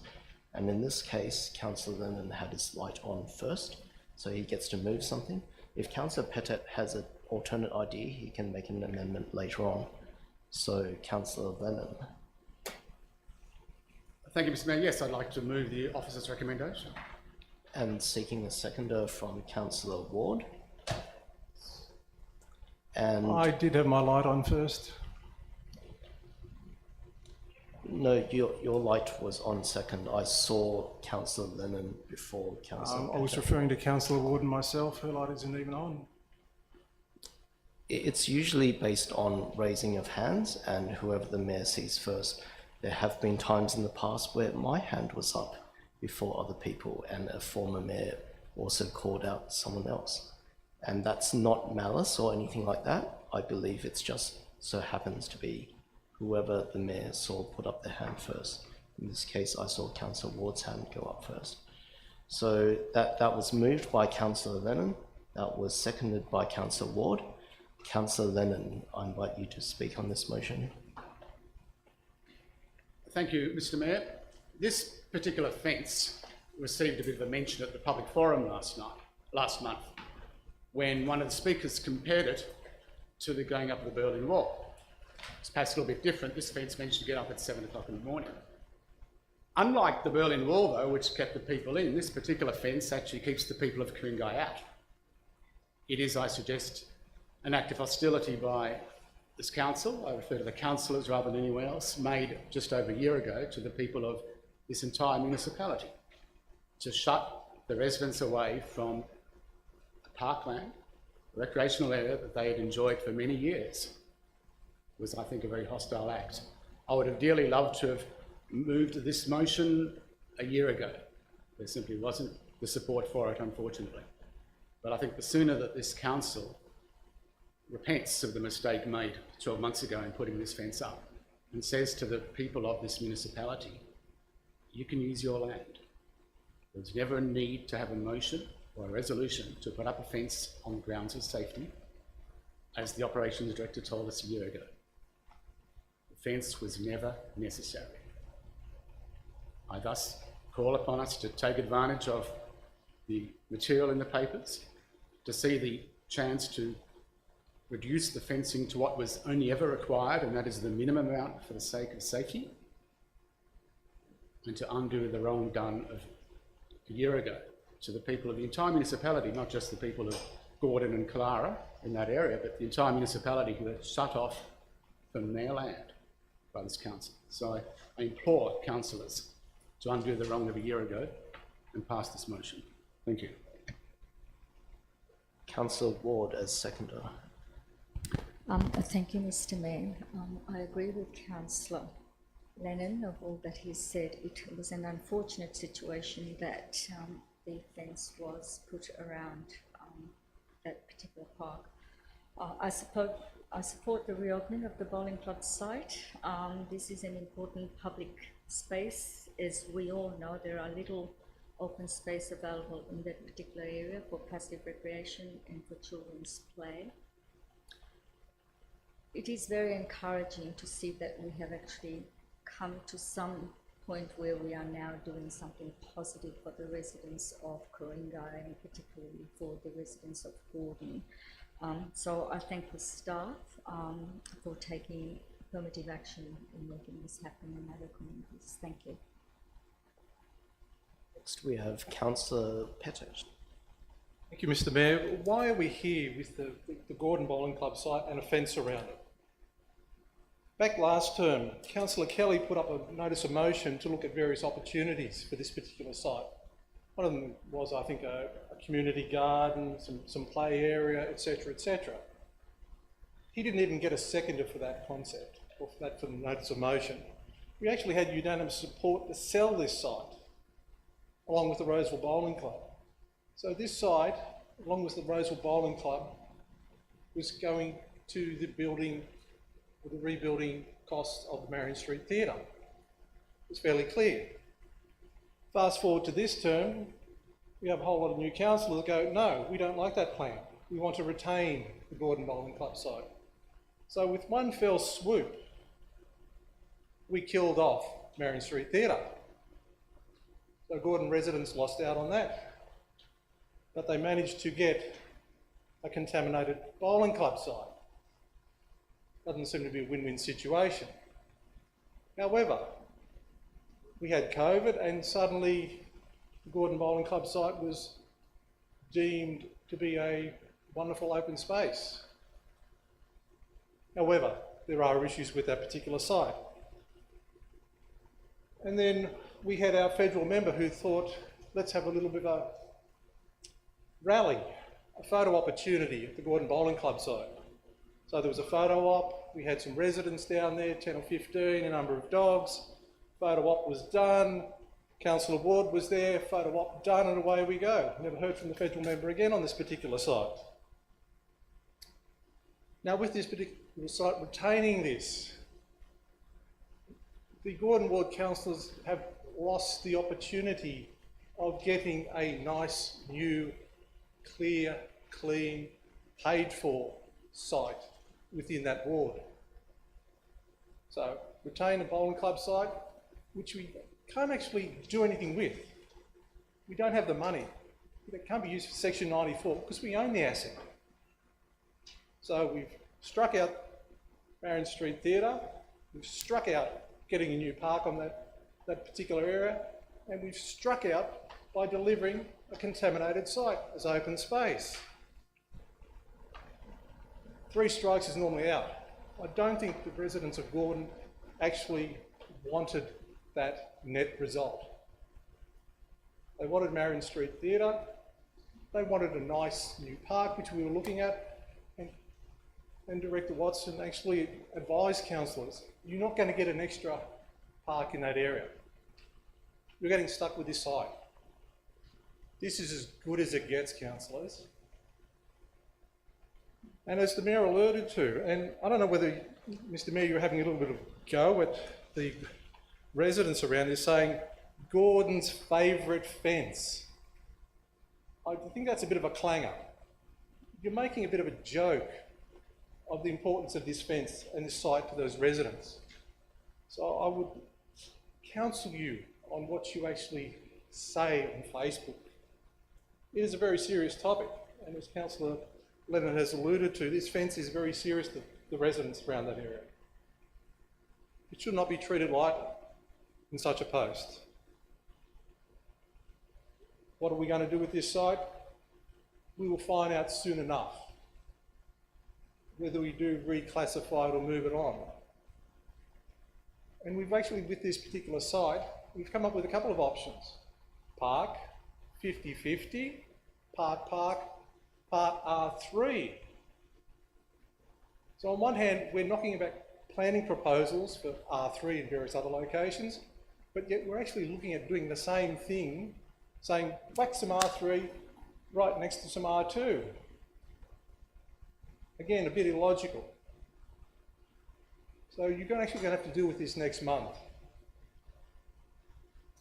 So councillors, this is the best it's going to be.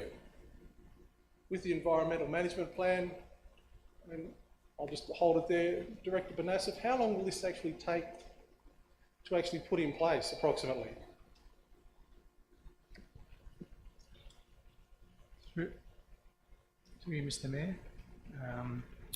The environmental management plan is due back, or it's imminent.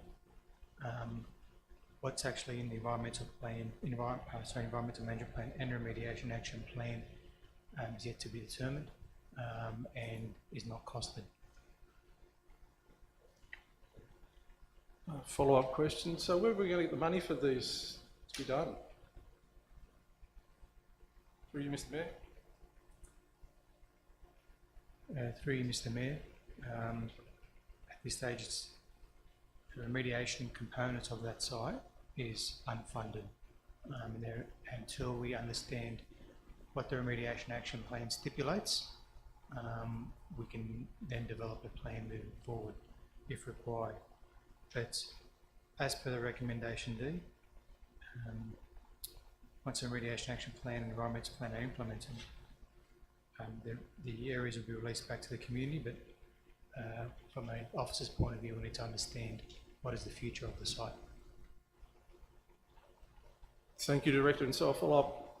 It'll be more than likely, once we decide what we do with the site, is how much we actually remediate it and what we do and how we do it and when we do it and how much it's going to cost. Through you, Mr Mayor, in essence, that is correct.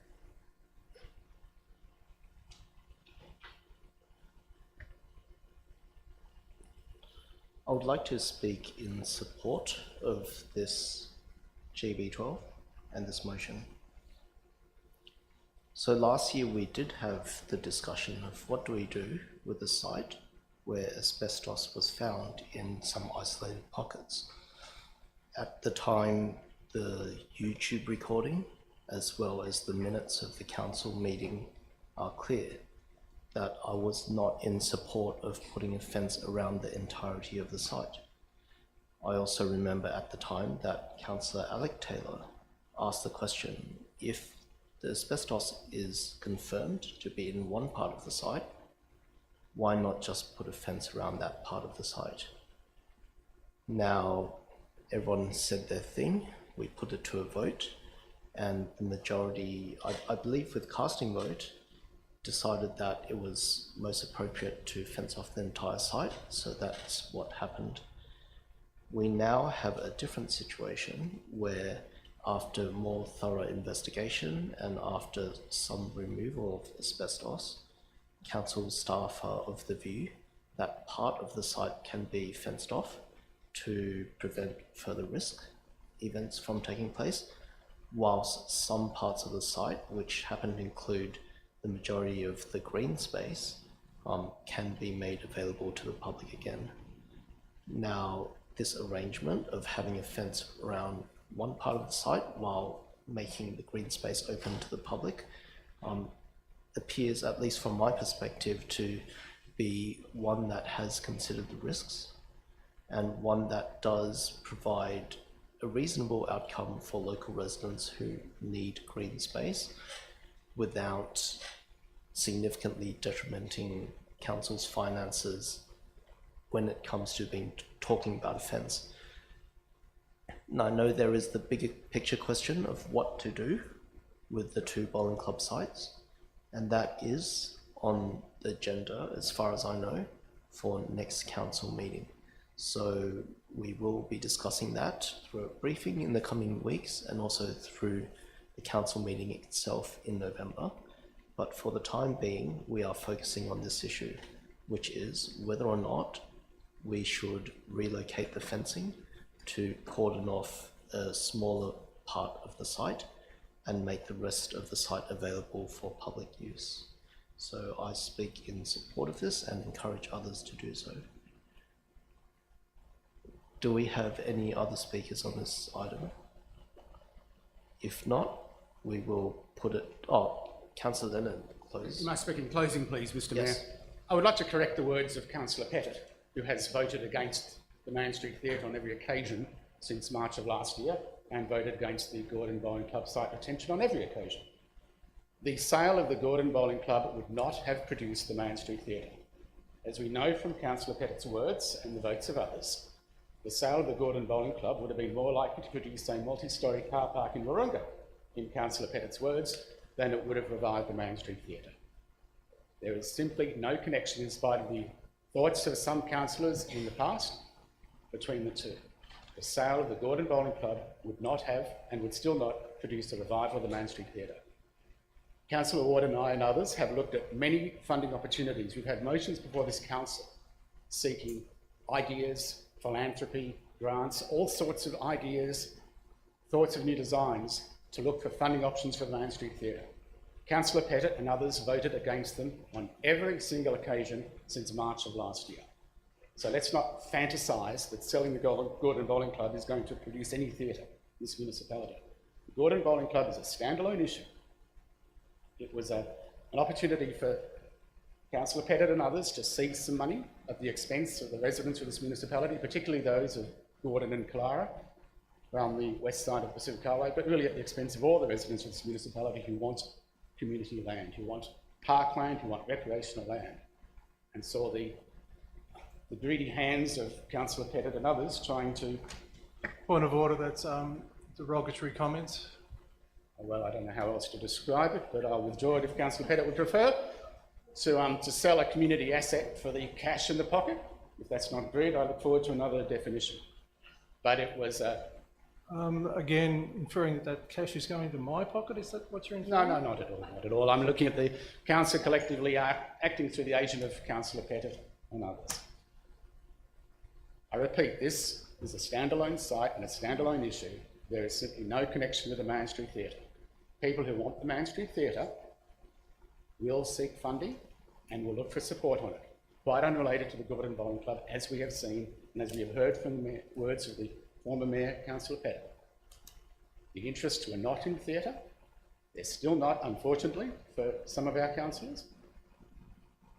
I'm sure Councillor Ward and I will continue to seek support for the Main Street Theatre and will continue to look after residents' interests on Gordon Bowling Club, but I think we're more likely to have voices wanting more multi-storey car parks in Wahroonga than we are to get theatre, unfortunately, in this municipality. But not from Councillor Ward and I, who will continue to pursue theatre, and I know many of our colleagues will. So I implore you to get back to the particular issue here, which is a single former bowling club site that the residents of this municipality enjoyed for years without any hints of any safety issues. And as we heard, the question was asked of the Operations Director, did we need a motion? Did we need to shut off the whole fence, the whole bowling club site? No, we do not. We have never needed to fence it off. We only ever needed to fence off particular areas on safety issues for which there was never a need for council resolution. The resolution was unnecessary in the first place, it was grubby in the first place.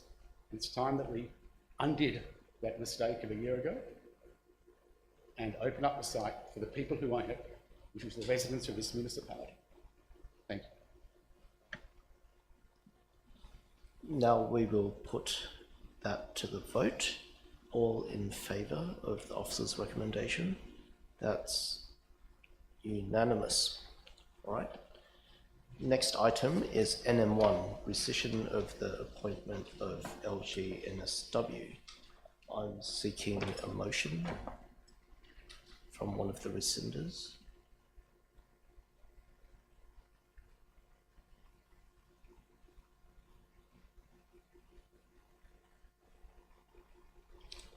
You don't have to move it.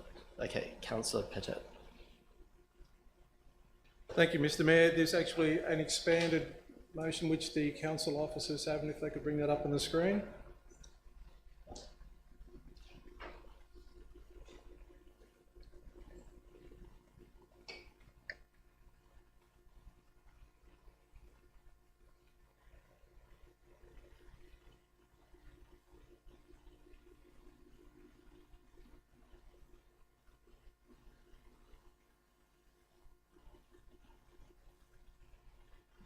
For the benefit of the public listening in, Councillor Pettit, would you like to read out the new motion?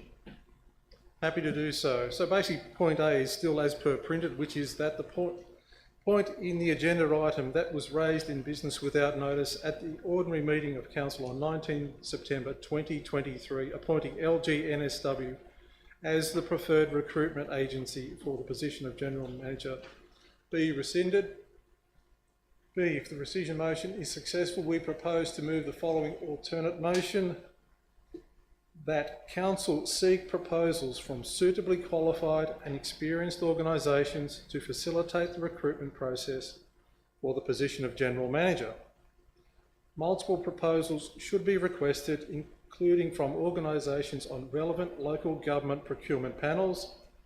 Councillors may also nominate organisations to be included in the procurement process. Now I seek a seconder. Seconded by Councillor Smith. So, Councillor Pettit, would you like to speak now? Absolutely. So, back at the September meeting, this little gem was dropped onto us without any transparency or collaboration. Nobody knew this was coming. Well, a number of councillors didn't know this was coming. Now, and we just banged through LGNSW without any information. The only information that we have on LGNSW is that they have been doing the GM's review for the last 2 goes.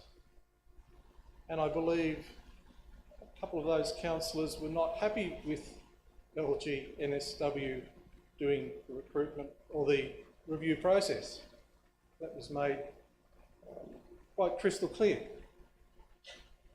So I was a little bit concerned that we were just choosing the same entity and basically the same people that did the GM's review, which councillors were not happy with, but they were then going to be doing the recruitment. Seems a little bit illogical to me. Why you give somebody the gig when you weren't happy with what they were doing previously for us? So what this motion does is undo an ill-conceived concept of just somebody nominating a particular entity without putting it to the marketplace. Best practice would be to go out to the wider options of recruitment agencies, those who are skilled in this. It is their bread and butter. We do that for tenders on larger dollar values. This doesn't reach that magic tender number. However, we don't just blindly hand out jobs or gigs or projects to various entities without appropriate practices. We go out to the marketplace, see who's going to give us the best deal, who has got the best credentials, then have it reported back to council.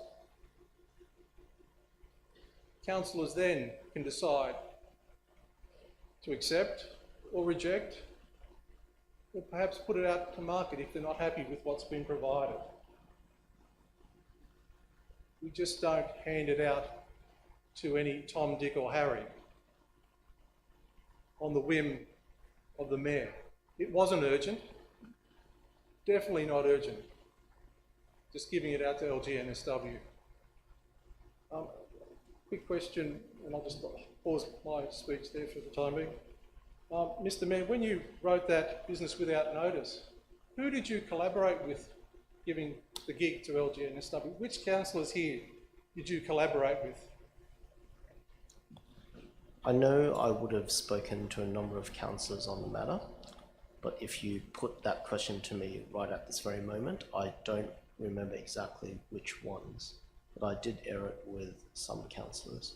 And it was a time when there was a lot of other things going on, as you know. There was a lot of talk about general managers' recruitment, and there was talk about are councillors here or not here, all sorts of things. And then, unfortunately, due to the timing of some delays, it clashed with the mayoral meeting as well. So a follow-up question, when did you actually write that urgency motion? Do you remember that time? What date, approximately? So the seeds of it would have been formed either a month or two ago. And at that time, I did call the director of... Point of order, Mr. Mayor. Councillor Taylor seems to be busy texting. Is there anything that we need to know? So, as we know, according to 15.22, you may be able to use your phones as long as it's on silent. Sorry, Mr. Mayor, does that mean texting people whilst we're in a meeting? Well, first of all, I don't know if it is texting or not. It could be looking up references. Mr. Mayor, question through to you, to Councillor Greg Taylor. Would you like to deny or accept the fact that you were texting? Is this a...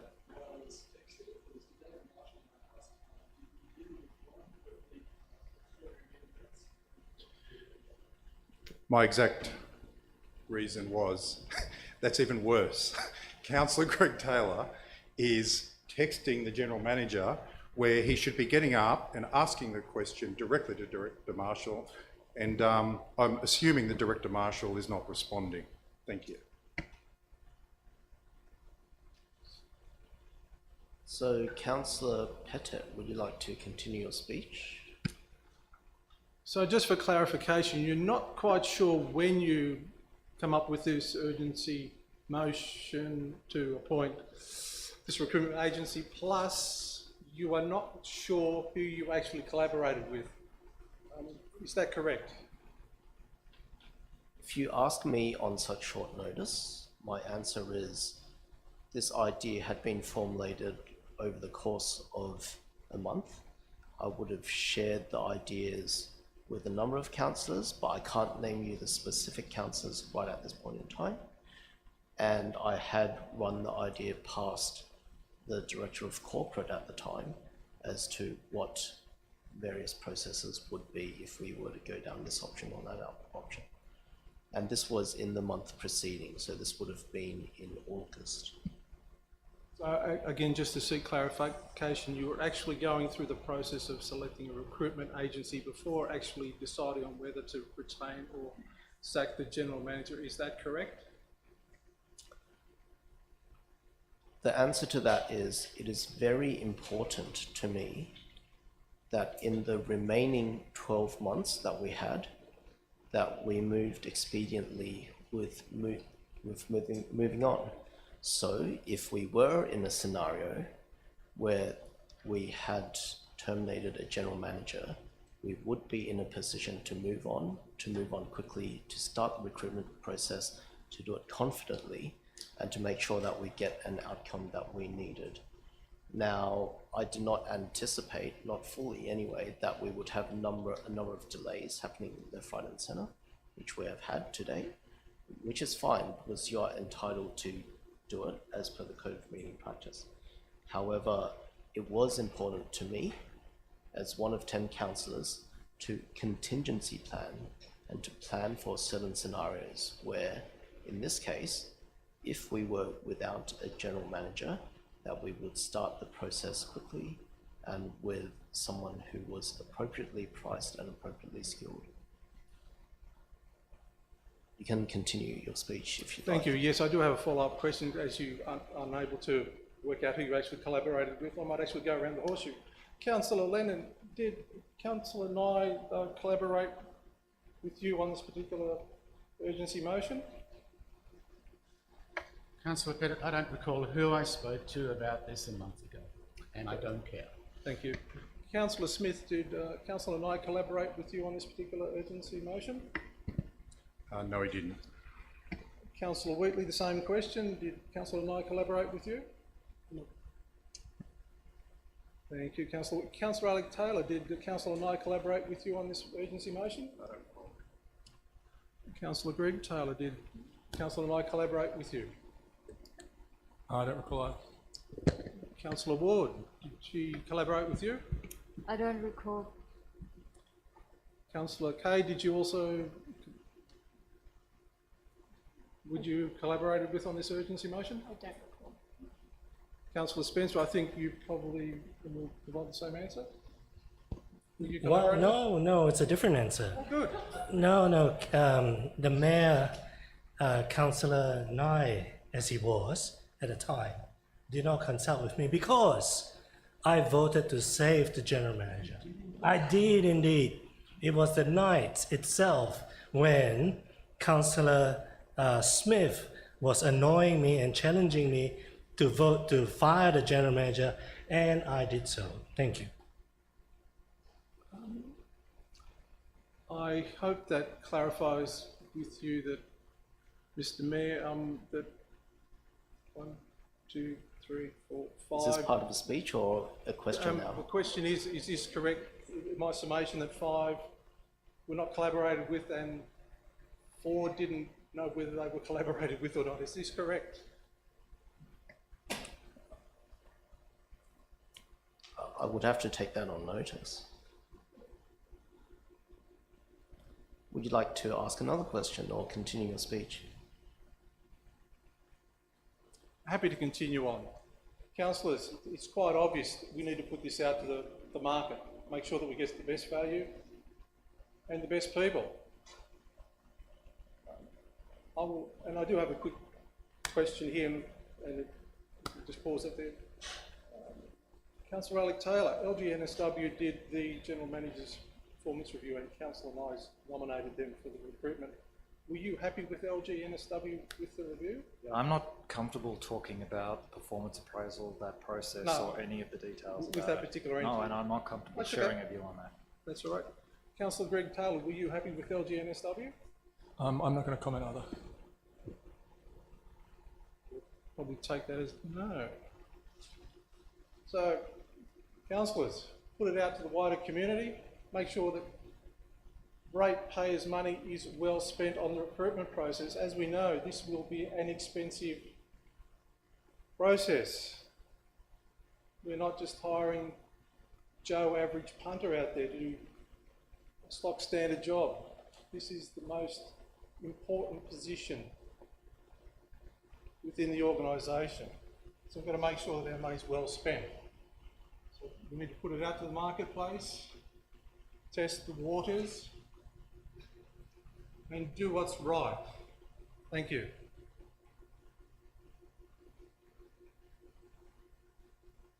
Councillor Smith, as the seconder of this decision, would you like to speak?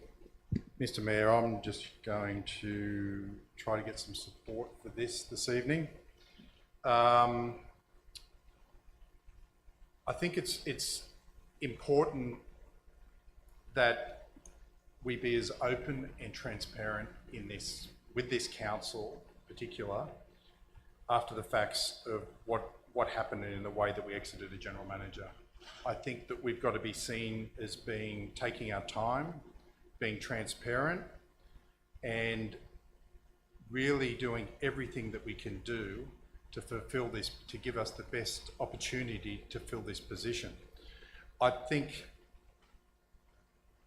it's important to recognise, if we don't go out there and have a look with what the other offerings are and what the costs are on the matter as well, I think it could be seen to the community that all we are trying to do is rush a decision that does not need to be rushed. We've got an acting general manager here at the moment, which I believe that everybody is quite happy with. We should be taking our time with this, and I think keeping it as open, transparent, and to get all councillors on board with this, I think that this would be well supported with the community, for the community to see, as councillors, we did listen to what they said.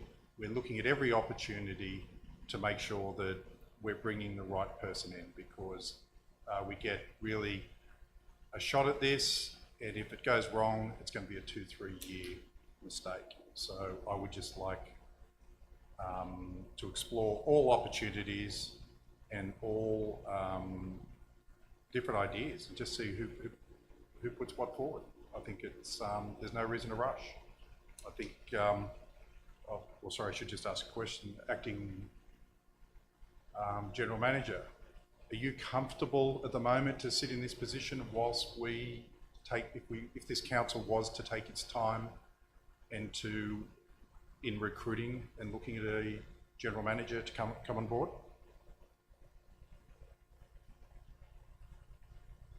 Mr. Mayor, yes, I am happy to continue in the acting role. Thank you very much. Councillor Kay is next. Okay, through you, Mr. Mayor, I've just got a quick question for Councillor Pettit, because you're the mover of the motion. So just that last line where you've got councillors may also nominate organisations to be included in the procurement process. Do you have any organisations in mind? And just for the sake of clarity too, these are obviously in addition to LGNSW? Absolutely, Councillor Kay. Any councillor here might have a light bulb moment and say, great, I know X, Y, Z, perhaps we should be looking at them and going out to the marketplace and approaching them. That would be very wise. Thank you, Councillor Kay. Oh, and just confirming that was in addition to LGNSW? Absolutely, in addition to whoever wishes to put their wares forward. Councillor Leonard. Thank you, Mr. Mayor. I'm comfortable with local government New South Wales, and if there was urgency, I can sympathise why that would be a very good choice. But as I said as I thought last month and voted, I simply don't believe that there is urgency. And I think, as others have said, this may be the single most important decision that this council makes for the balance of our term. And I think not just for the quality of the decision, but for public and fellow councillor and for staff confidence, we should be seen to be fair every step of the way, every step of the way. And this is an important first step. As has been said, there's a great deal of confidence in our acting general manager. There is simply no need for urgency. And given that there is no need for urgency, I suggest that we pass this motion, we carefully consider the options, and it may well be that at the end of that process, we do go with the local government New South Wales. And as I say, there are good reasons to do so. But for our own confidence and the confidence of others, I believe that we should go through a competitive process as we do in so many other cases. And this is an extremely important case, not simply for the dollars and cents of this particular expense, but for the significance of the decision that we will make at the end of the day. And it is better that we take an extra month or two to make not just the right decision, but the decision that gives people confidence. It makes me think we should pass this motion, that there is no urgency, and that we go through a fair, competitive and open process. Thank you. Councillor Alec Taylor. Thank you, Mr. Mayor. A question through you to the relevant officer. Approximately how long would this process take? When do you imagine that we would appoint a procurement, a hiring consultant? And I guess, would there be any incremental cost as well associated with this particular process?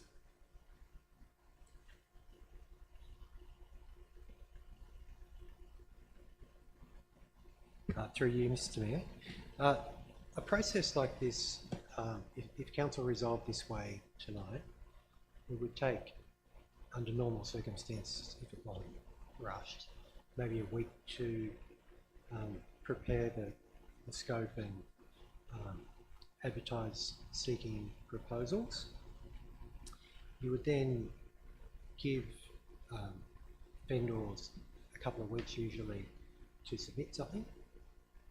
Then, before reporting back to council, the staff would, in a neutral way, at least summarise the submissions for you to assess, just the facts. So if you allowed a week, probably two, but you know, if you rushed, maybe a week. So that would be, at best, say a 4-week process, and then we would need to report back to council. So it would probably come back in December. Realistically, yeah. Thank you. I would like to speak to this motion. On balance, I'm leaning towards opposing this motion. Having said that, I strongly agree with the sentiments that we are not in a rush here. I don't think we're in a crouch. I think we should start the process as soon as possible. This could be the first step of the process. I'm not necessarily averse to that. The reason why I'm leaning against it is because my understanding is that LGNSW is the best recruiter in this space, and that quite often corporate recruiters will actually use LGNSW as a subcontracting hiring consultant. Having said that, I don't see much harm in taking another couple of months. I didn't get the sense there would be an additional cost, really any incremental cost to it. So while on balance I'm comfortable to go ahead and not support this motion, I actually agree with much of the sentiment that's been discussed here tonight. Councillor Kay. I would like to speak for this motion. So I agree that the process should be thorough. We do owe this to our community. I agree with Councillor Smith that we should take our time. There is no rush, as other councillors have mentioned. We should be taking our community on this journey. You know, we should be dotting every I and crossing every T. And I also am comfortable with the acting general manager and his performance. So, as I said, I am supporting and speaking for this motion. And I'll add to that my own thoughts. To be honest, I don't have any strong view for or against, but there are just pros and cons. In support of this, the community gets more information on the fact that we've gone out, we've tested various vendors, and we've got what was the most affordable price, or a combination of price and competency. Against it is generally, from my perspective, a concern about time. We've just heard that by doing this, we will quite likely make a decision on who the recruiter will be in December. And then you've got Christmas, January, school holidays, all of that. So to be realistic, while we can start advertising in December, we really won't be through the real process of interviewing, shortlisting, getting to the final 3 or so until February and March, that sort of time frame. And then that just leaves not very much time for the new general manager to get stuff done during our council term. I can understand the arguments and the concerns, on both sides. I'm not personally hurt or harmed or anything, whichever way we vote on this. So if we all want to spend more time, then go for it. Let's spend more time. I do, on the transparency matter, wish that we were even more transparent about council's operations with regard to general manager recruitment and oversight and things like that. Because there have been times in the past when I've called for transparency on other matters relating to the general manager's oversight, and there has been none, and the public has had none, and so it's very hard for the public to comment on what has happened to date. But yeah, look, overall, I'm neither for or against it. I'm happy either way. If you all want to go and sort of go out to the market for 2 more months, that's fine. If we all want to just move on with LGNSW, given that they do have a very competitive price compared to our understanding of usual corporate hiring process, and it's noted in one of the confidential items that you've all been given, then that's fine as well. I'll also just say as the last point that I have spoken to another council and how they ran with the process. They also went out to a number of providers. They gave their quotes. They made a decision that while there were a number of quotes, they ended up picking the cheapest one because ultimately you have a similar number of applicants applying whichever, because, you know, like you still put on Seek, you put on the government news, etc. You still have the same applicants. It's just a matter then of price and shortlisting, and whether or not that recruiter is capable of shortlisting and of doing, you know, reference checking, that sort of thing. But otherwise, the biggest checkpoint for this is the panel itself. When we are shortlisting, are we going to ask the right questions? Will we find the right number of people to shortlist?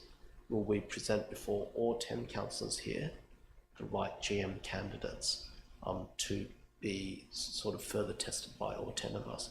So look, just in closing, I'm happy either way. If you want to go out to market, that's fine. If you want to defeat the rescission and move on with the recruitment process now, that is fine as well. As for myself, I am slightly leaning towards just moving on now, but I do have a great deal of respect for councillors on both sides. Thank you. And if there are no other speakers, let's put the rescission to the motion, to the vote, which is point A only, I understand.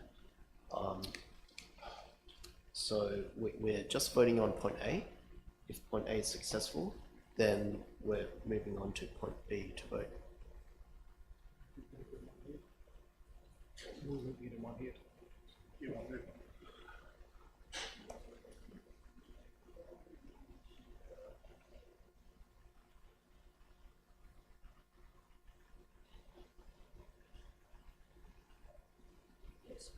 So that's my understanding of the wording, right? Point A.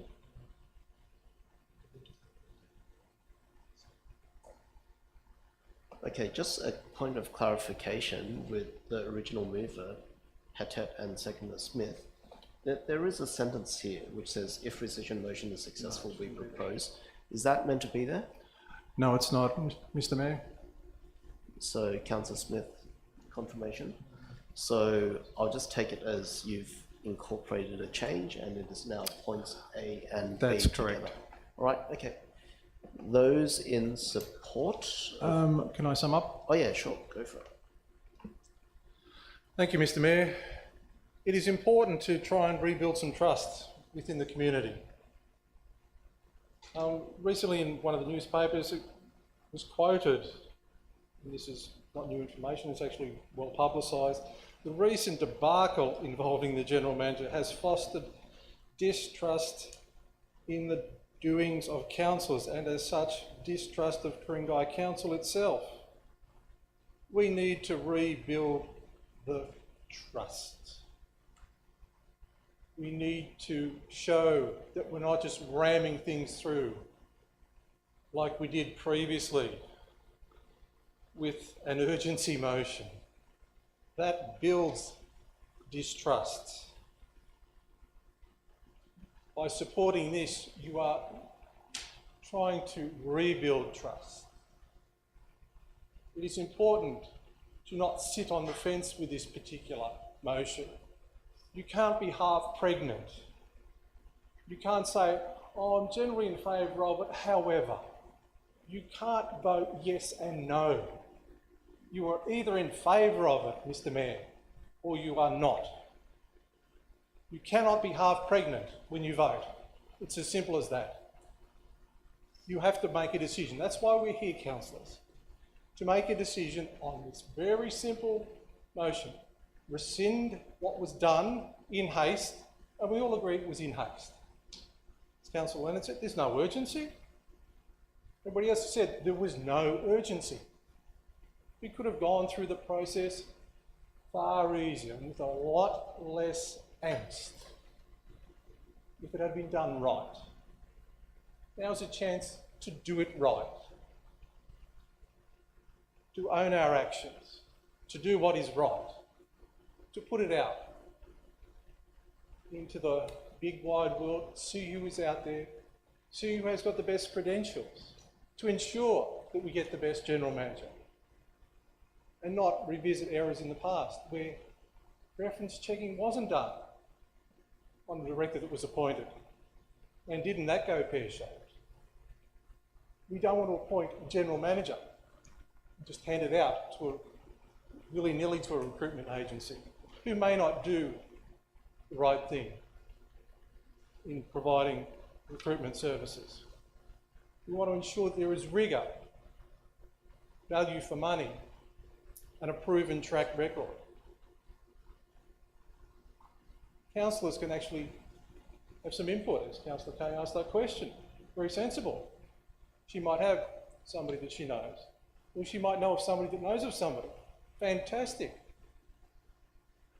We're actually getting reference checking on recruitment agencies for the people that we know in our contacts. Fantastic, rather than just bagging it through. As LGNSW, that was all done and dusted at that particular council meeting. That was the wrong way to do it. This is the right way of doing it. So I cannot see any logical reason, apart from wanting to really expedite things and not follow due process and not take it out to market.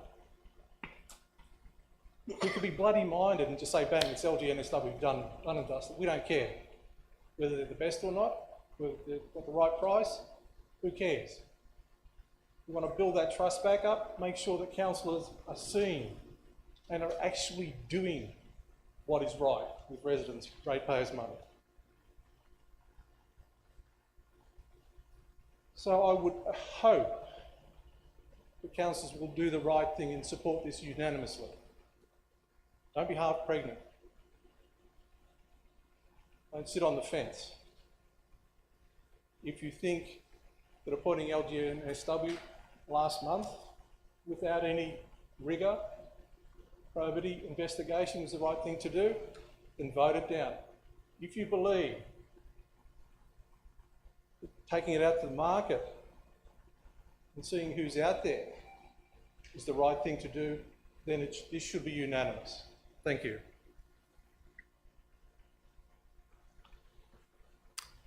That was an interesting speech. So anyway, we will now put it to a vote. Are those in support of points A and B as printed on the screen? Please raise your hand. And that is Councillors Kay, Pettet, Lennon, Smith, Wheatley, A. Taylor, Ward. And those against are Councillors Spencer, Councillor G. Taylor and Councillor Nye. So I declare that carried. Next up is item NM2. Councillor Learn. Thank you, Mr. Mayor. I would like to move in M2. Obviously, it's very similar to GB12. I was unaware of the business papers, as we all are, before they come out, but NM2 does add something important to GB12, so I would like to move it. Sure, and seeking a seconder, that's Councillor Ward. So, Councillor Lennon, feel free to speak. Thank you, Mr. Mayor. In addition to everything that I've said earlier, what this adds to what's already been said is the notion of the maximum extent. There should never be any more safety fence than there has to be for the purposes of safety. I want to make it absolutely clear that whatever is fenced at this site in the future, and that fencing may of course change, ought to be the minimum that is necessary for the safety of people. So I thus implore councillors to add to what we have passed earlier this evening and just make it clear that whatever fencing is there at the Gordon Bowling Club site in the future is the minimum necessary for the purposes of public and worker safety. Thank you. Councillor Ward as seconder. Thank you, Mr. Mayor. I have nothing further to add. All right. There being no other speakers, Councillor Lennon, Councillor Spencer. Sorry, can I just ask a question through you to Councillor Lennon? Sure. So when you say minimum and no more, are you suggesting that we can never ever put up more fencing regardless?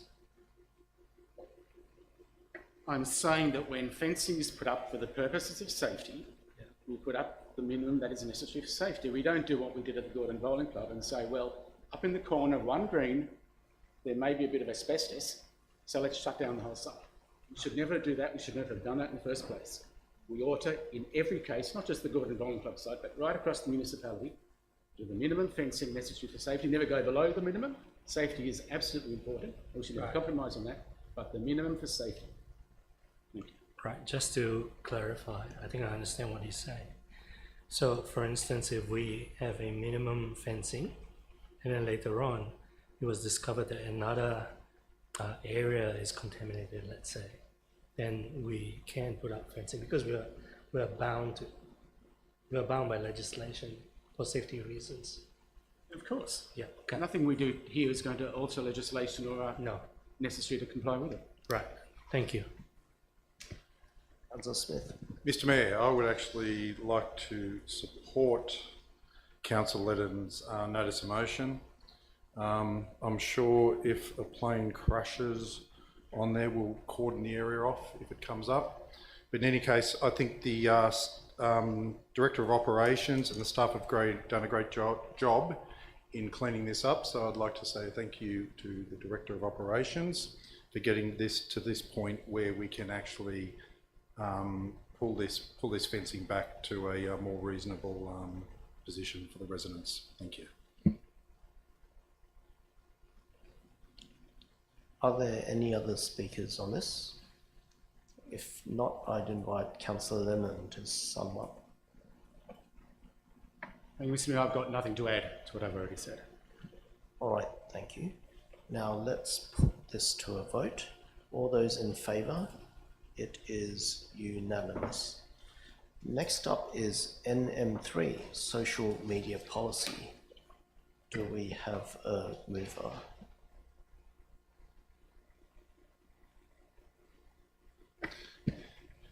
Mr Mayor, I'm actually, Councillor Pettit was going to move this. I think we'll give him a little bit of time, a bit of rest this evening. So I'll actually move this notice of motion. Okay, sure. And do we have a seconder? Councillor Pettit. Okay, feel free to go ahead, Councillor Smith. Thank you, Mr Mayor. Okay. As you would be aware, when your amendment came forward in having it that the Mayor could actually control the Facebook page, I was actually one of the councillors that was opposing that and did not support it.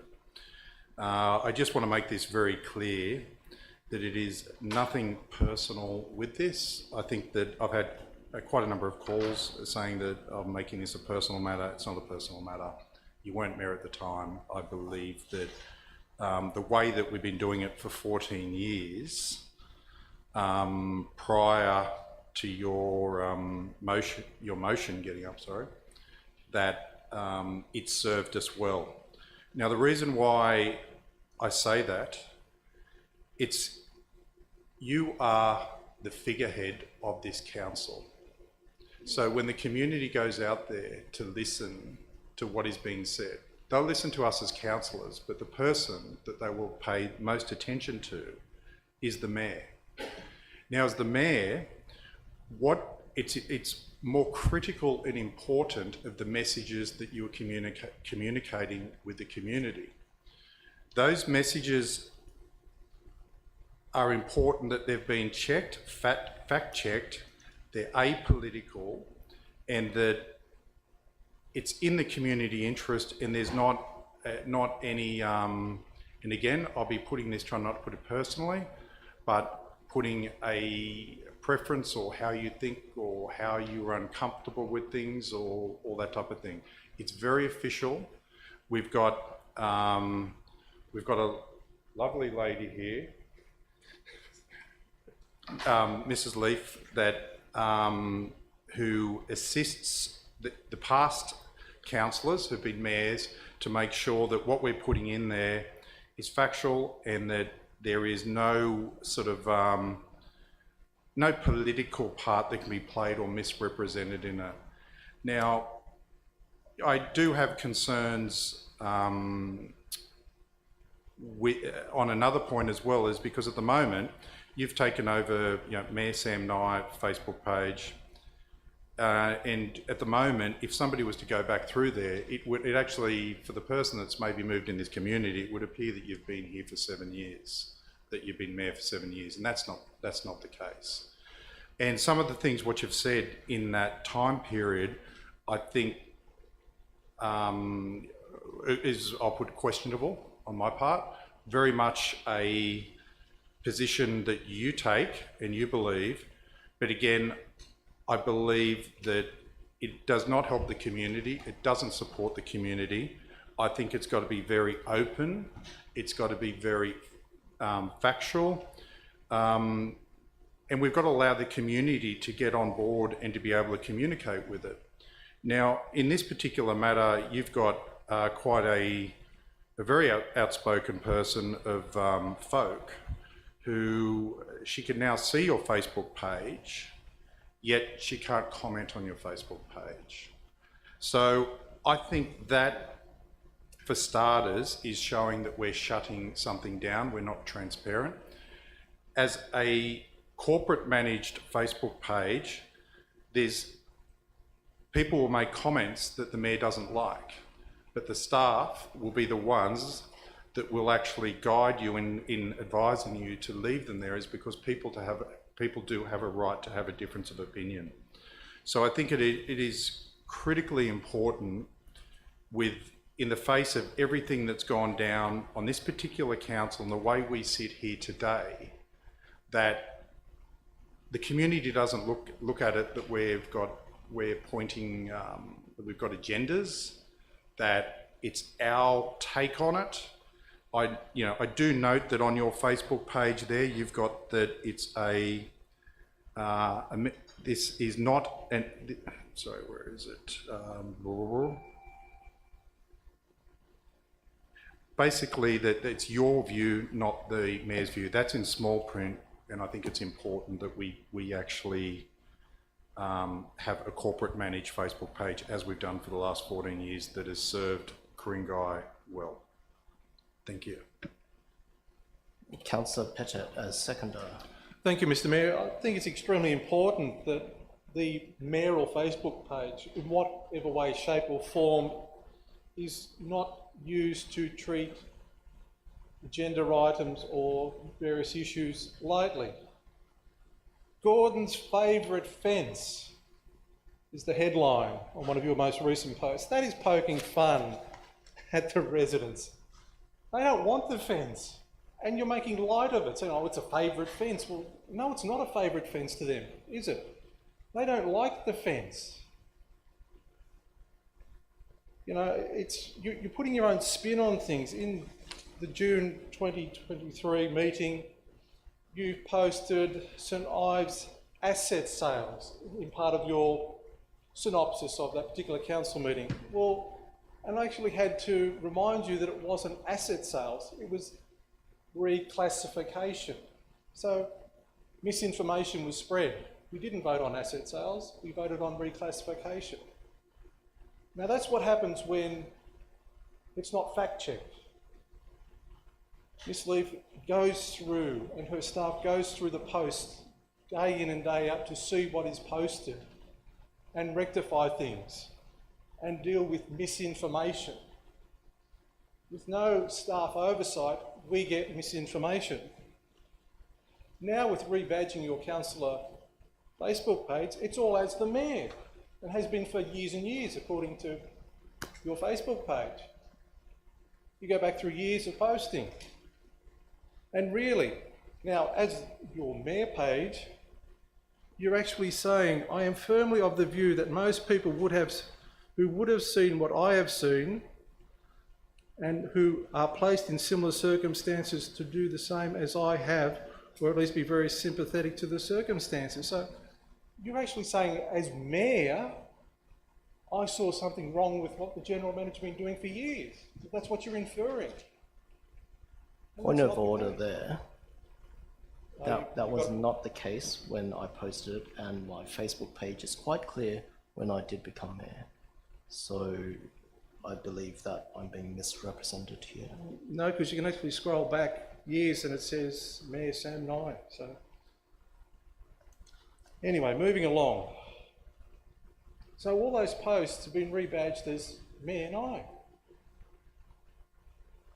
We've also got the situation now where the mayor is going out promoting various businesses that he attends. He might be promoting a coffee shop XYZ. That's wonderful, the Coffee XYZ cafe. However, how must the cafe 2 doors down, Cafe ABC, who doesn't get a promo from the mayor feel? That's why the mayoral Facebook page is monitored and worked together with council staff, and has done for years, to make sure that things aren't biased, aren't correct. Misinformation is not happening. Now, it's pretty simple. Putting back that the mayor's Facebook has an official Facebook page was good. It worked well. It worked well for every previous mayor. And every previous mayor actually had input into it. What was posted, what wasn't posted. But with the oversight of staff. They fact-checked it. They made sure it was correct. Made sure it wasn't biased one way or the other. Wasn't providing misinformation that I could see. Or wasn't alluding to something that really shouldn't be alluded to. So that's why Councillor Smith and I drafted this particular motion, to go back to what worked well. Sometimes if it ain't broke, don't try and fix it. All you end up doing is making it worse. So I would hope that councillors can see the logic of this notice of motion. And I'm sure you as mayor, I hope that you've actually consulted staff on what you're posting, or maybe you don't.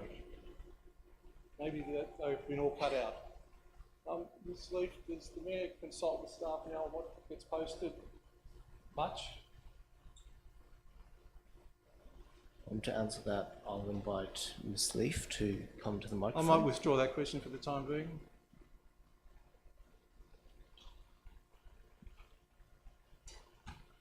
That's the end of the speech. Okay, so Councillor Kay, you are up next. So through you, Mr Mayor, I'm just having a look at your Facebook page. I believe what Councillor Smith was referring to, that the clause says the views expressed on this page are my own and not necessarily council's. Is that correct? That I'm reading this correctly? Yes, that is correct, and it used to be a longer statement, but I don't know when exactly, but Facebook made a change such that there's a 60-character limit to that part. Okay. So through you, Mr Mayor, I've just got a question for our corporate lawyer, Jamie Taylor, if you don't mind.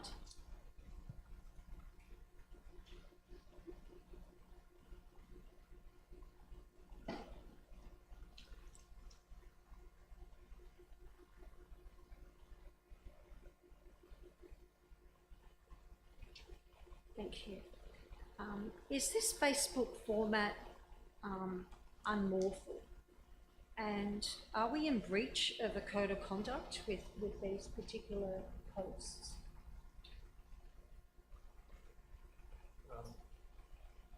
Mayor and councillors, I'm not aware of anything that would make a Facebook page unlawful. I mean, the in terms of- content on there being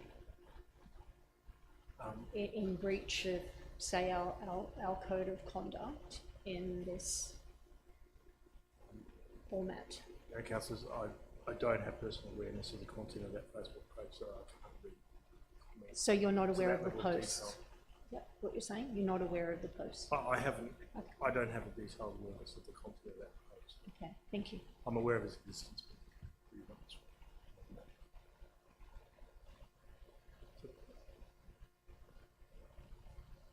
Councillor Alec Taylor. Thank you, Mr. Mayor.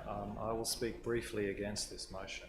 I think social media needs to be immediate, it needs to be authentic, and it needs to be personal. And I think messages directly from you are those things. Are they imperfect? Yes. I expect you to work with staff to optimise your page and to optimise the production of content for the page, but I'm perfectly comfortable with you running your own Facebook page. Councillor Christine Kay. Oh, I've just got a question to you, Mr. Mayor. With some of these posts that are obviously your personal opinion, Yes. obviously there's a mix of your personal opinion as well as events and other information. Is there maybe an opportunity at the bottom of those posts to put a disclaimer or some sort of clause that would make that very clear, which would maybe assist Councillor Smith in having some ease of the posts that are going on there? Certainly can be done, and I don't mind doing it if it helps provide clarity. But I also note that this isn't the standard practice as observed with other mayors around Sydney. Happy to be proven wrong. Next up is Councillor Ward. Oh, thank you, Mr. Mayor. Mr. Mayor, I just need a bit of a clarification through you to Councillor Smith and perhaps to Councillor Pettit.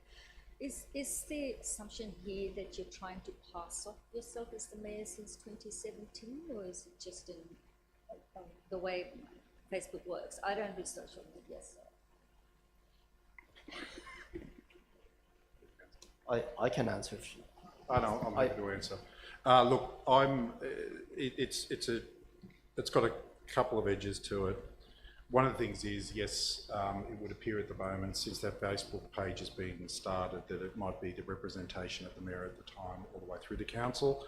But the other thing, the other important factor is, which we've got in writing there, is basically we're very concerned that one's opinion, who is a figurehead of the council, isn't writing what their personal opinion is. It's actually got to be what the council's view is, not an individual councillor's view. So as the mayor, as many other councils, what I've investigated that actually do it the way that we do it with corporate, it's making sure that there's no personal views put forward on it, and that it is viewed by somebody that is apolitical and isn't trying to push an agenda. And that's not anything personally against me and I. That's more, I know myself, if I'm actually believe something passionate, I'll of course start to write and I will start to express my view in it without even knowing that I'm doing it. So it's quite easily done. I think it's a trip hazard that this council doesn't need. We've got some major decisions that are coming up. We've got the Linfield Village Hub. We've got some major decisions that are going to cost this council a lot of money. I just want to make sure that everything is as clean and as squeaky as we can, and that anything that goes on the Mayor's Facebook page is a representation from the council, not the council also. No, that's all. Thank you. Next up is Councillor Spencer. Oh, thank you. I'm going to speak against this motion for a number of reasons. So firstly, through experience, as mayor at the time, I had the corporate managed mail page that was run by staff. That was really good, and I had no issues with it. Staff would ask me, look, I'm gonna put this and that up, and usually it is on council events and activities in relation to council, so that's fine. Concurrently, I also had at the time, which is no longer available now, a Councillor Cedric Spencer Facebook page. And that was subsequently changed to Deputy Mayor, and then subsequently changed to Mayor. I used to have that, and I was very happy at the time that Councillor Smith and Councillor Pettit did not complain about me having that page that could be misleading into suggesting that I have been a mayor for so many years. Now, with regards to safeguards and whether a mayor's page can be abused or not, I believe it is upon that particular mayor itself, because there are numerous examples when Jennifer Anderson was mayor. She used the corporate mayor page to put her own personal agenda. Say for instance... Point of order. Point of order. We're bringing up an ex-mayor that's not here to represent herself, that was mayor, mind you, more than your 2 months you were. And I think it's completely inappropriate that you're going to put this on the floor of the council where she's unable to defend herself. How about we work amongst the councillors who are on the floor here tonight that can defend themselves? I don't support that, so please continue, Councillor Spencer. So, I'm asking for dissent. well, I'm giving examples. I'm giving examples how it can be abused, because he made a speech to say that it cannot be abused. Point of order, Mr Mayor, you actually have to rule on dissent and not allow Councillor Spencer to consider. he was against Jennifer's post too. So this is our first motion of dissent this council term. So I would like the acting general manager to help guide us on the next step forward. My understanding of motion of dissent is that we vote on whether or not Your decision. this, or is it me? It's my decision. Well, my decision is that what Councillor Spencer is saying is quite relevant and also linked So, to... Mr Mayor, past. so may I ask you a question? Yes. So you're quite happy for an ex-mayor here to be attacked this evening from Councillor Spencer, and we know the blood in the water with that, and you're going to allow that to happen on this first meeting of your council as mayor. Can you simply answer yes or no? Well, actually, it's his Just- second meeting I- as mayor. It's my second meeting and I will answer not just yes or no, but my rationale. I have personally been attacked by that mayor using council resources without fact-checking, and I was not happy. Point And of order, Mr. The mayor at the time was the council spokesperson, and the mayor at the time posted something about the future of Ku-ring-gai. Point of order, Crossroads. Mr Mayor, as per clause Not 1510, fact-checked. despite any other provision of this code, only the mover of the motion of dissent and the chairperson can speak to the motion before it is put. The mover of the motion does not have the right of general reply. So please follow the code of meeting practice. Listen.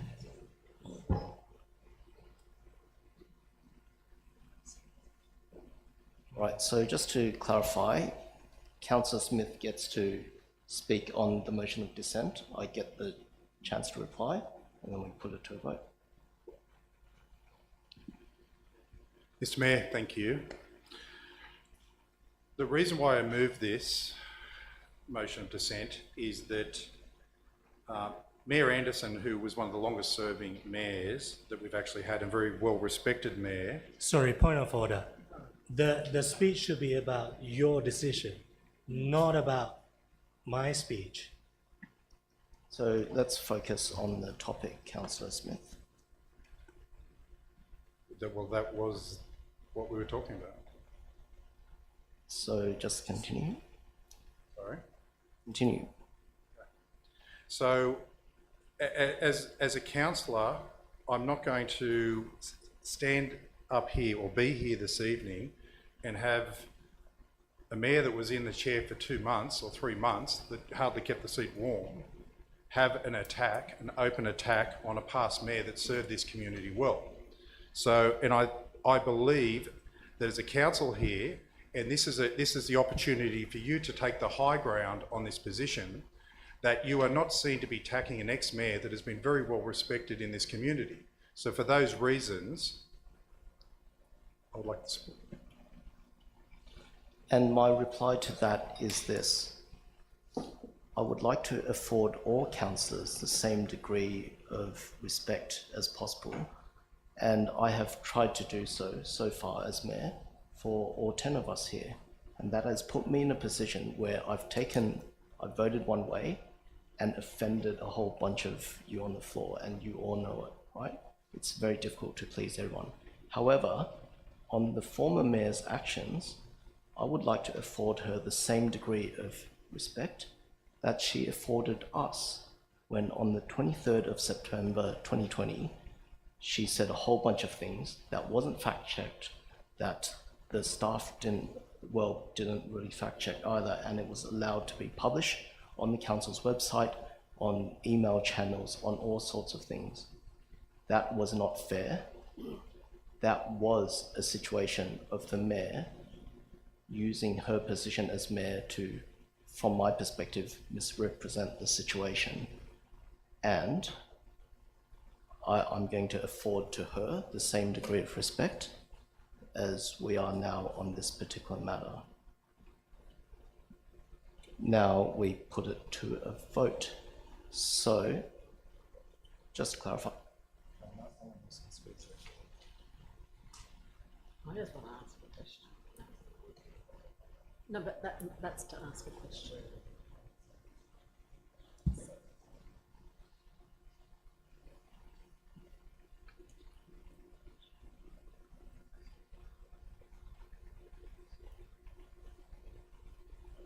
Okay, so just to clarify to everyone, we are now voting on a motion of dissent, and you would vote in support of dissent or not dissent. If it's a motion of dissent and it is successful, then Councillor Spencer will continue on without talking about what was dissented on, because he has to move on. So we would put this motion of dissent from Councillor Smith to a vote. Those in favour of dissent are Councillors Pettit, Lennon, Smith and Wheatley, and those against dissent are Councillors Kay, Spencer, Councillor Alec Taylor, Councillor Greg Taylor, Councillor Barbara Ward and Councillor Sam Nye. So the motion for dissent is lost. Councillor Spencer may resume his speech. And what was the time left for that? 2 minutes 45. Yeah, we'll do it 2 minutes 45. You may resume. So, it is not about whether it can be fact-checked or not. And my statement earlier stands, and it can be supported by a statement that staff made as well. So again, once again, when Jennifer Anderson was mayor, she abused the process of the corporate Facebook and corporate resources to publicize her own personal position, her own agenda against the others. Might I add that at the time, Councillor Jeff Pettit was being attacked by then Mayor Anderson as well, using council resources. Now, I do remember at the time when Mayor Nye, when he was councillor, he moved this this motion about the social media, and there was a question asked to corporate manager Virginia Leaf how such things normally work. And I believe, and she may clarify or correct me if I'm wrong, she did say that, oh, we usually work with the mayor, and we would ask the mayor that whether the mayor would approve what we're going to put up, and ultimately it's the mayor's call whether the mayor wants this up or not. If the mayor wants to put something else up, ultimately it is the mayor's call. I'm happy for her to correct me. So there is no guarantee that when it is, you know, managed by council staff, that it will not be abused. There's no guarantee. So Councillor Smith's speech is actually quite biased, I would say, because he did not stand up and speak against Jennifer Anderson at the time when she was abusing, as what he claimed he would normally do subconsciously. No, he didn't. No, he didn't. They were very, very happy to rub their casting vote on people's faces month after month after month. Mr. Mayor, point of order, are you serious? Very serious. I have facts to prove. Not you. I know you are. You're always serious. Yeah, I'm asking serious. the mayor whether or not he's going to listen to this and cop this. I've listened to things from both sides. Mr. in Mayor, this are you meeting. happy with what was just said? Well, they're facts, right? They're Mr. Mayor, minutes. point of Mr. order. Mayor, You've got are debate you going happy? left, right and centre again. Can you please Yeah, take yeah. control? I would like Councillor I've- Spencer to be afforded the opportunity to finish his I've done- speech, I've just finished my as speech, yeah. everyone else on this floor of council has had the opportunity to say all sorts of contentious things without us interjecting.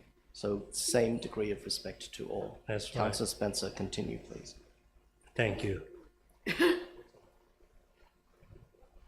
All right, Councillor Wheatley, you are up next. I just have a question. Go for it. I'm not doing anything contentious here. Would you be open, Mr. Mayor, to someone sense checking before you send it out? Or post? Let's use the proper term. I'm not a Facebooker. I'm not real good at it. But it's called posting, I understand. Yeah. I would be open to the general idea, and generally what I do is for more sensitive matters. I definitely have in the past run it by Mrs. Leaf here. To give an example, with the recent referendum, yes, no, yes, no. We've had plenty of mayors saying they're yes voters or they're no voters. You look at my Facebook page, I only talk about where to vote. I do not disclose which way I voted on that particular matter. And that was with the guidance of Ms. Leaf, who I ran the idea past her. I said, look, I feel that it's not the right thing to do. She said, and I'm happy for her to come up and speak on it as well, she thought it was not a good idea either.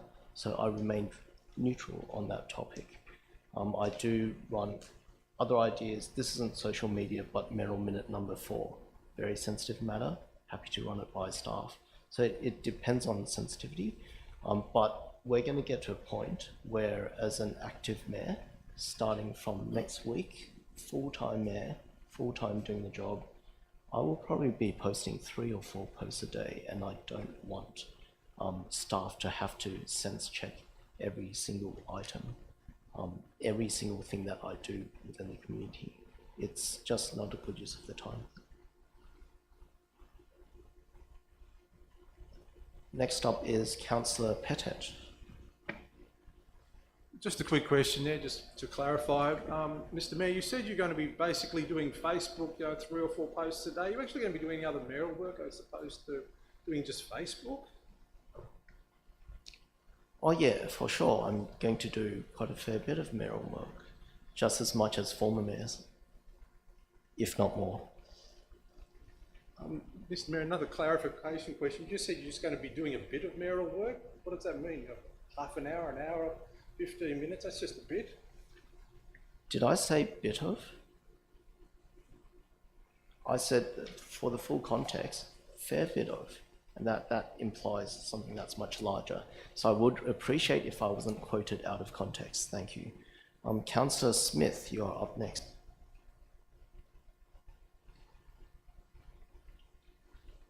With a question, I take.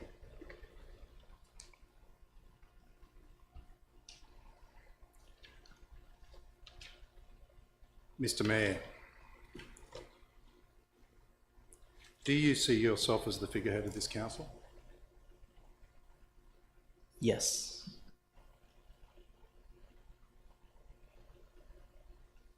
Do you see yourself the official spokesperson of this council? Yes. Do you think it is appropriate for a councillor that's mayor to be sprouting their own views on a mayoral Facebook that has always been run by the corporate end of this council and not an individual council? Do you think that you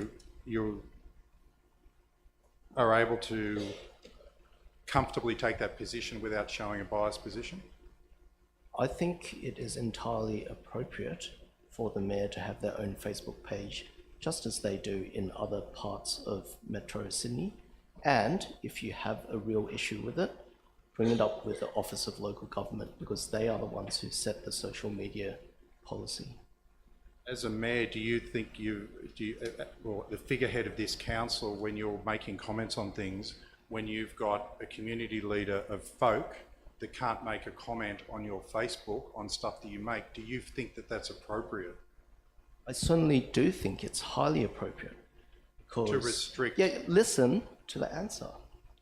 Back in 2019, the New South Wales Supreme Court had a particular case of Vola and the Fairfax Media publication. In this particular case, the High Court ruled that social media page owners are responsible for the content that is published as comments from third parties on their social media pages. This meant that if you own a social media page, just as you do on Councillor Martin Smith, if someone comments something there and it is not fact-checked, it is not accurate, that sort of thing, you, personally, Councillor Martin Smith, are held liable for those comments. It's a pretty scary precedent, but that's the direction that the world has taken us. And so, if on the topic of housing strategy, if for 3 hours I engage in conversation with the President of Folk over and over and over again, I present all the facts before her, and if she repeatedly ignores it and just continues sprouting new things, and she has more time than I do, and I've warned her a number of times, then ultimately it gets to a point where I just have to put a ban on it, because ultimately I am held responsible for comments posted by third parties on my Facebook page, just as you are responsible for comments posted by third parties on your Facebook page. So it is for legal reasons that I had to do what I had to do, and I did not do so lightly. I warned her a number of times, and that was just the outcome. Okay? So it is for these sorts of reasons. I don't do it lightly, I don't take joy in it. I want to have open dialogue with all members of the community, but at the same time, they have to also act in a respectful manner when having such discussions. Mr. Mayor, I'm going to ask you another question. If if Ku-ring-gai Council Corporate was running this page, do you believe that they would have removed Kathy Cowley's comments on your Facebook page? I am of the view that if the council staff were running the page, they would have left the comments on. However, what would subsequently happen is that it would have left council exposed to legal action for third-party comments posted. Sorry, so Mr. Mayor, you know the more the legal implications to the council staff. You are acting as a guard on the Facebook, on commentary on Facebook. whereas you don't think that the council and the staff with corporate, and I think you've got to be very careful when you answer this, that corporate look at it, they leave comments on, I assume that Sorry, they is take that a them off question? if they're racial or if they're threatening, Question? but if they are, there's no question, sorry. No. Wait, this is a question, right? It has to be a question that's You're short. asking a question. Oh, I'm asking a question. No, I asked you. Do you, what's your position on that? Do you know what the position corporate would do? It is quite Well, likely. you did answer it. Sorry, you did say. So my question did finish up. You answered that yes, they would leave it on, so they would not redact and remove comments from. We're talking a lady who represents the people of Ku-ring-gai on matters in your ward. Those comments would have been left on. So I've established that, so thank you for answering that. Is this a question? I was repeating your answer that you said that you personally have removed them, and you said that corporate would not have removed them. That's what I'm answering. You've answered my question. Thank you Although I very much. said that would also expose council to legal action. And that's when I actually explained to you that you know more than we've got all these legal people that work in the council, but you've got a good position on that as well. Thank you.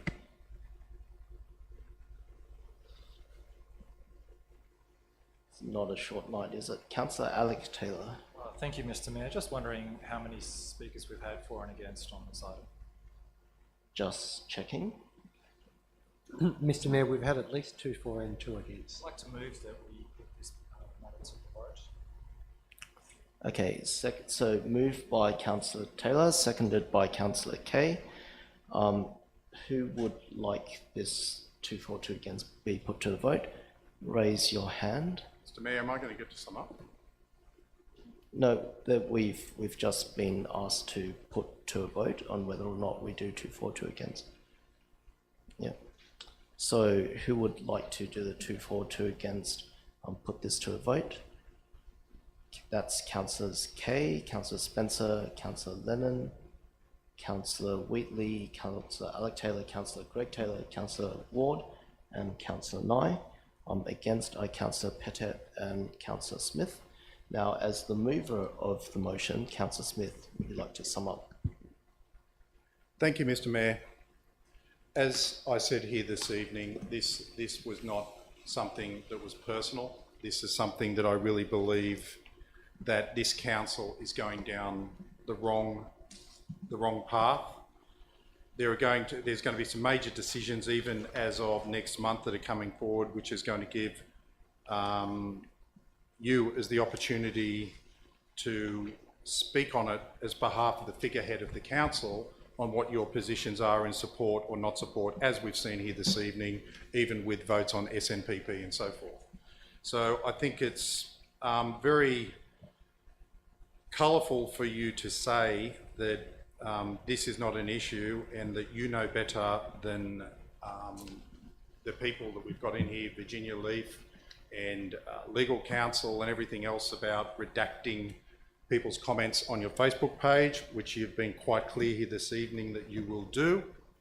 I think it's abhorrent that we're sending this message out there that we've got a mayor who is not going, who, if he doesn't like the comment, he will remove it, he will redact it, and let the comments be said that he wants to be there. Point of order there, right? Like, Well, I've sorry, never what's said the that. point It of wasn't about whether or not I'd like something. Well, you it do was that. about whether or not something was factual. Mr Mayor, point of order is normally raised by the councillors. You're actually raising a point of order against yourself.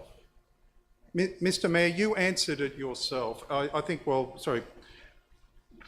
This evening, you've outlined to all these councillors that you're very comfortable in redacting, as you did with Kathy Cowley. There was nothing racial, nothing abusive. It was purely challenging a point that you weren't happy with. That is not a figurehead of this council. That is not a mayor that is acting as a figurehead for this council. We expect more of you. We expect open dialogue and communication. This is what the people of Ku-ring-gai expect. And I think Thank you for speaking up, Councillor Spencer. Councillor Spencer actually even put my position forward in support of me, because he was basically saying even when Director of Corporate involved, they'll do what they like. Not that I agree to that, but basically what Councillor Spencer said here this evening, let's just open the gate and let the horse bolt. It's gone. That's basically what he has said this evening.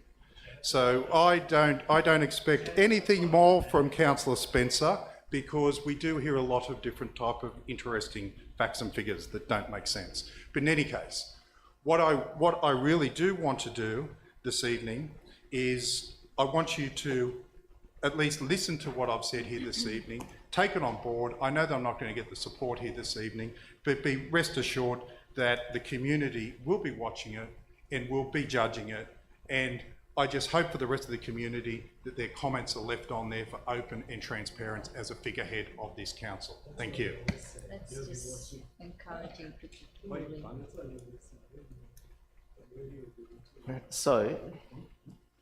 So we are, after that very interesting moment, we are going to put this NM3 to a vote. All those in favour of Councillor Smith and Petet's motion, please raise your hands. So that is Councillors Petet, Smith and Wheatley. Those who are against the motion, that is Councillors Kay, Spencer, Lennon, Alec Taylor, Councillor Greg Taylor, Councillor Ward and Councillor Nye. So that is declared lost.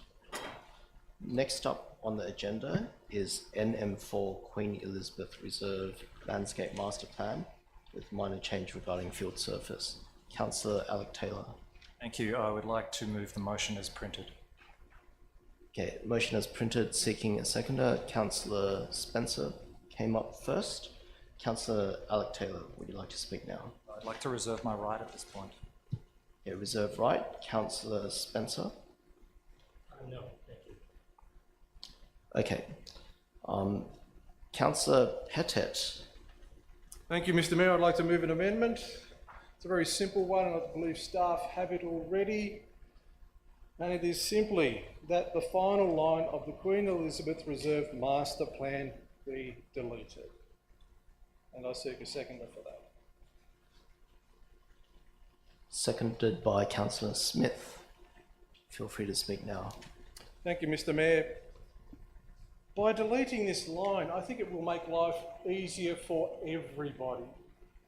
We won't have any arguments of natural turf versus synthetic, what we're going to be doing with it. This council term will not actually decide on a resurfacing because we don't have the money for either option, do we? Is that my question to Director Banasco? Do we have the funds to do a resurface, whether it be natural or synthetic? Through you, Mr. Mayor, I don't believe it is funded. Thank you. So I'll just continue on. So obviously we don't need the line at this particular point in time. Through you to Director Watson. Was there any discussion about this particular line with various councils? Is it easier to get rid of this line altogether? Will it cause less angst by removing it in the community? Through you, Mr. Mayor, I was consulted in the preparation of the words that appear in the agenda. They work no better or no worse than the alternates that you put forward. Thank you. Councillors, we also have our anti-synthetic people having another go in a week or so's time about the evils of synthetic. So let's not even mention surface upgrade for Queen Elizabeth Reserve. We'll have the discussion. It's not actually going to be decided on in this council term. Quick question, just pause it there. Councillor Alec Taylor, you are in support of synthetics right next to a pristine national park, but you are not in favour of synthetics at Queen Elizabeth Reserve. Can you expand on the reason for that? No, I'm not going to comment on an unrelated matter.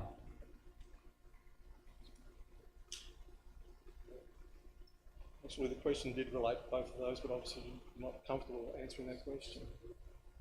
It's synthetic at both locations. When we had our site inspection down at Queen No, I Elizabeth beg your Reserve, pardon. Sorry, that's not what I said. I believe these matters, Are these you- two matters are not related.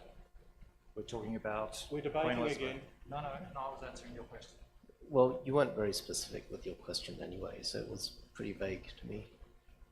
Okay, I can ask the question more succinctly. Councillor Alec Taylor, you were in favour of synthetics up at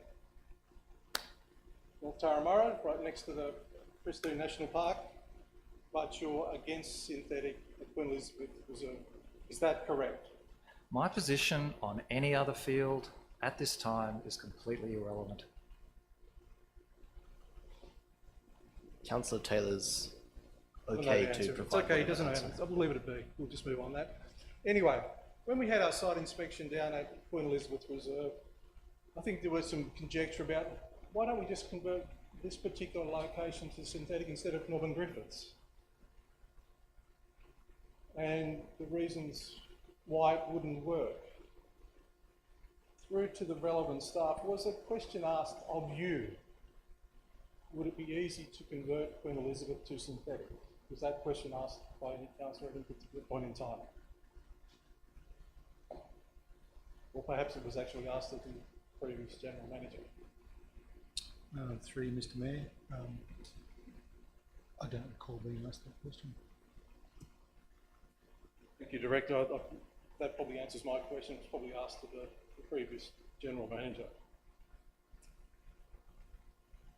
Councillor Greg Taylor, just a question for you. Would it have been better to convert Queen Elizabeth Reserve to synthetic instead of Northern Griffiths? Would that have been a better outcome? I'm not commenting. Thank you for that in-depth response. So, councillors, we get rid of the discussion about synthetic versus natural turf by removing this line. Pretty simple, isn't it? Then it becomes no discussion. The community doesn't go, oh, what are they going to do with it there? Will it be synthetic in the future? Will it be natural turf in the future? Well,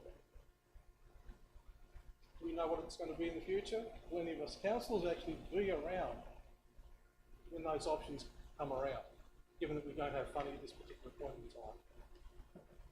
And that's why it's a very simple amendment. Take it out, end of discussion. Thank you. Councillor Smith, the seconder. Mr Mayor, question through you to Councillor Taylor. Councillor Taylor, I've just listening to what Councillor Pettit has said this evening, I'm unsure as to why you thought there's a reason to bring this NM4 forward, as there appears to be no reason for it, or is it just your virtual signalling? Thank you, Councillor Smith, through you, Mr Mayor. I'm not sure I know what a virtual signal is, but as I mentioned in the notice of motion, I believe it's not appropriate to plan for a synthetic pitch at Queen Elizabeth Reserve at this time. And as an example, we haven't considered the findings of the recent report on this subject from the Chief Scientist.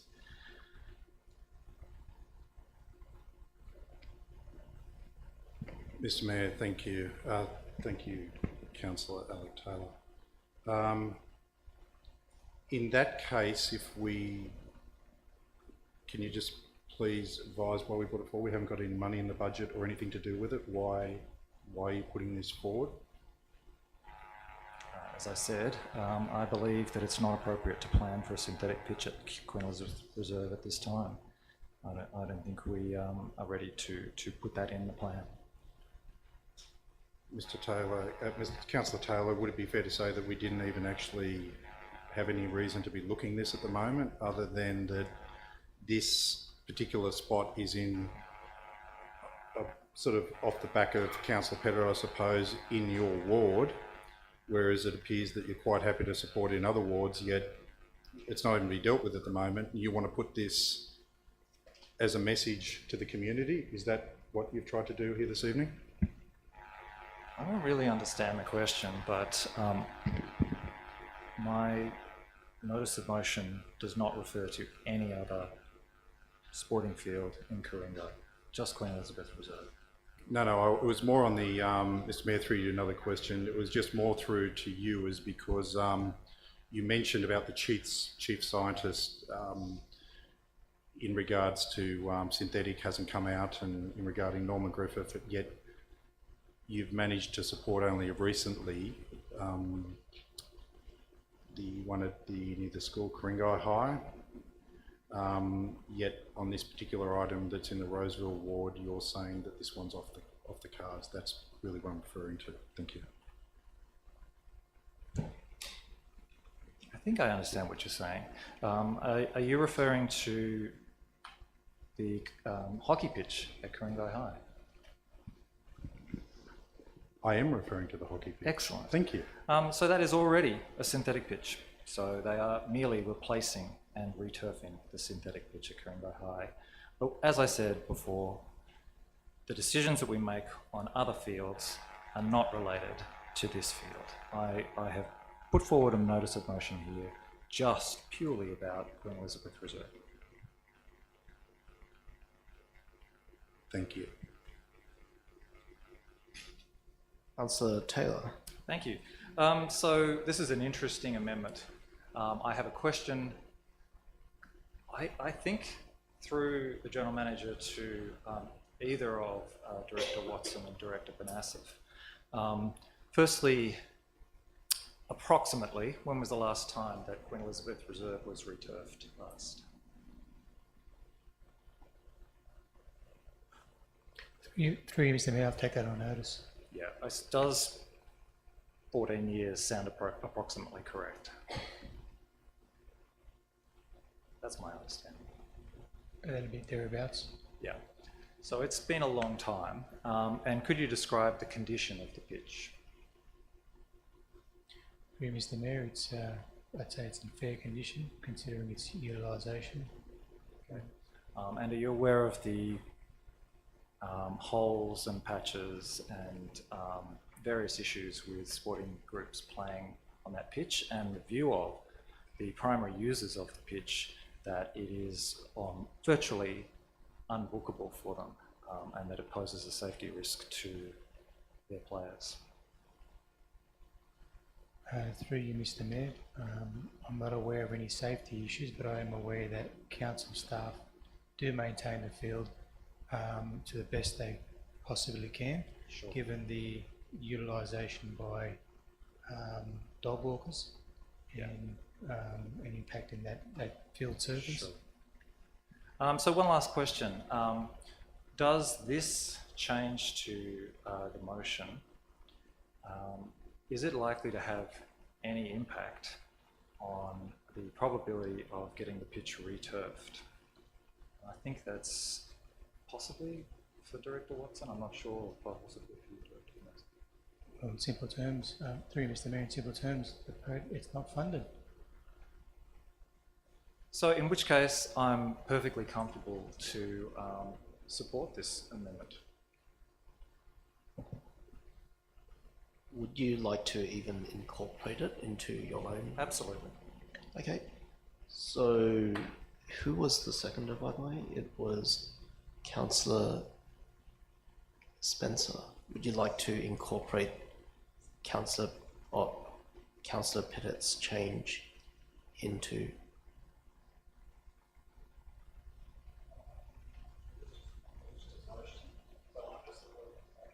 Oh, so you don't want to incorporate, just vote it separately. Okay, cool. Right. If there are no other speakers on the amendment, let's put the amendment to a vote on whether or not it should become the motion. So all those...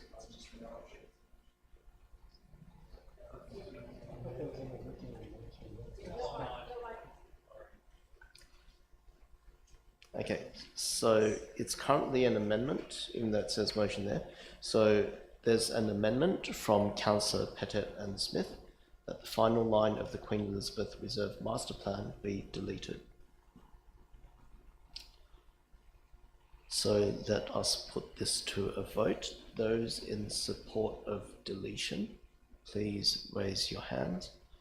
So that is Councillors Pettet, Lennon, Smith, Wheatley, Councillor Alec Taylor, Councillor Ward, and those against are Councillors Kay, Spencer, Councillor Greg Taylor and Councillor Nye. With it being 6 verse 4, the amendment becomes a motion. Now, as for the motion, I would ask Councillor Alec Taylor to sum up. Okay, so let us put the motion to a vote. All in support of the motion, please raise your hands. And that is Councillors Kay, Spencer, Pettet, Lennon, Smith, Wheatley, Councillor Alec Taylor, Councillor Ward, Councillor Nye, and those against are Councillor Greg Taylor. So I declare that to be carried. Next up, we have business without notice. Is there any business without notice subject to clause 9.3 of the Code of Meeting Practice? There being none, questions with notice, there are none for that as well. So inspections, I note that there was a site inspection called for GB12, for GB9, proposed heritage listing. And a date and time for that will be set after this meeting. So in conclusion, there being no further business, I would like to thank councillors and staff. I would also like to thank members of the public for their attendance, especially Carolyn Darby, who stayed through to the end. The webcast of this meeting will be available on the council website, and minutes will be published within the next 2 working days. And I declare the meeting closed at 10:27 p.m.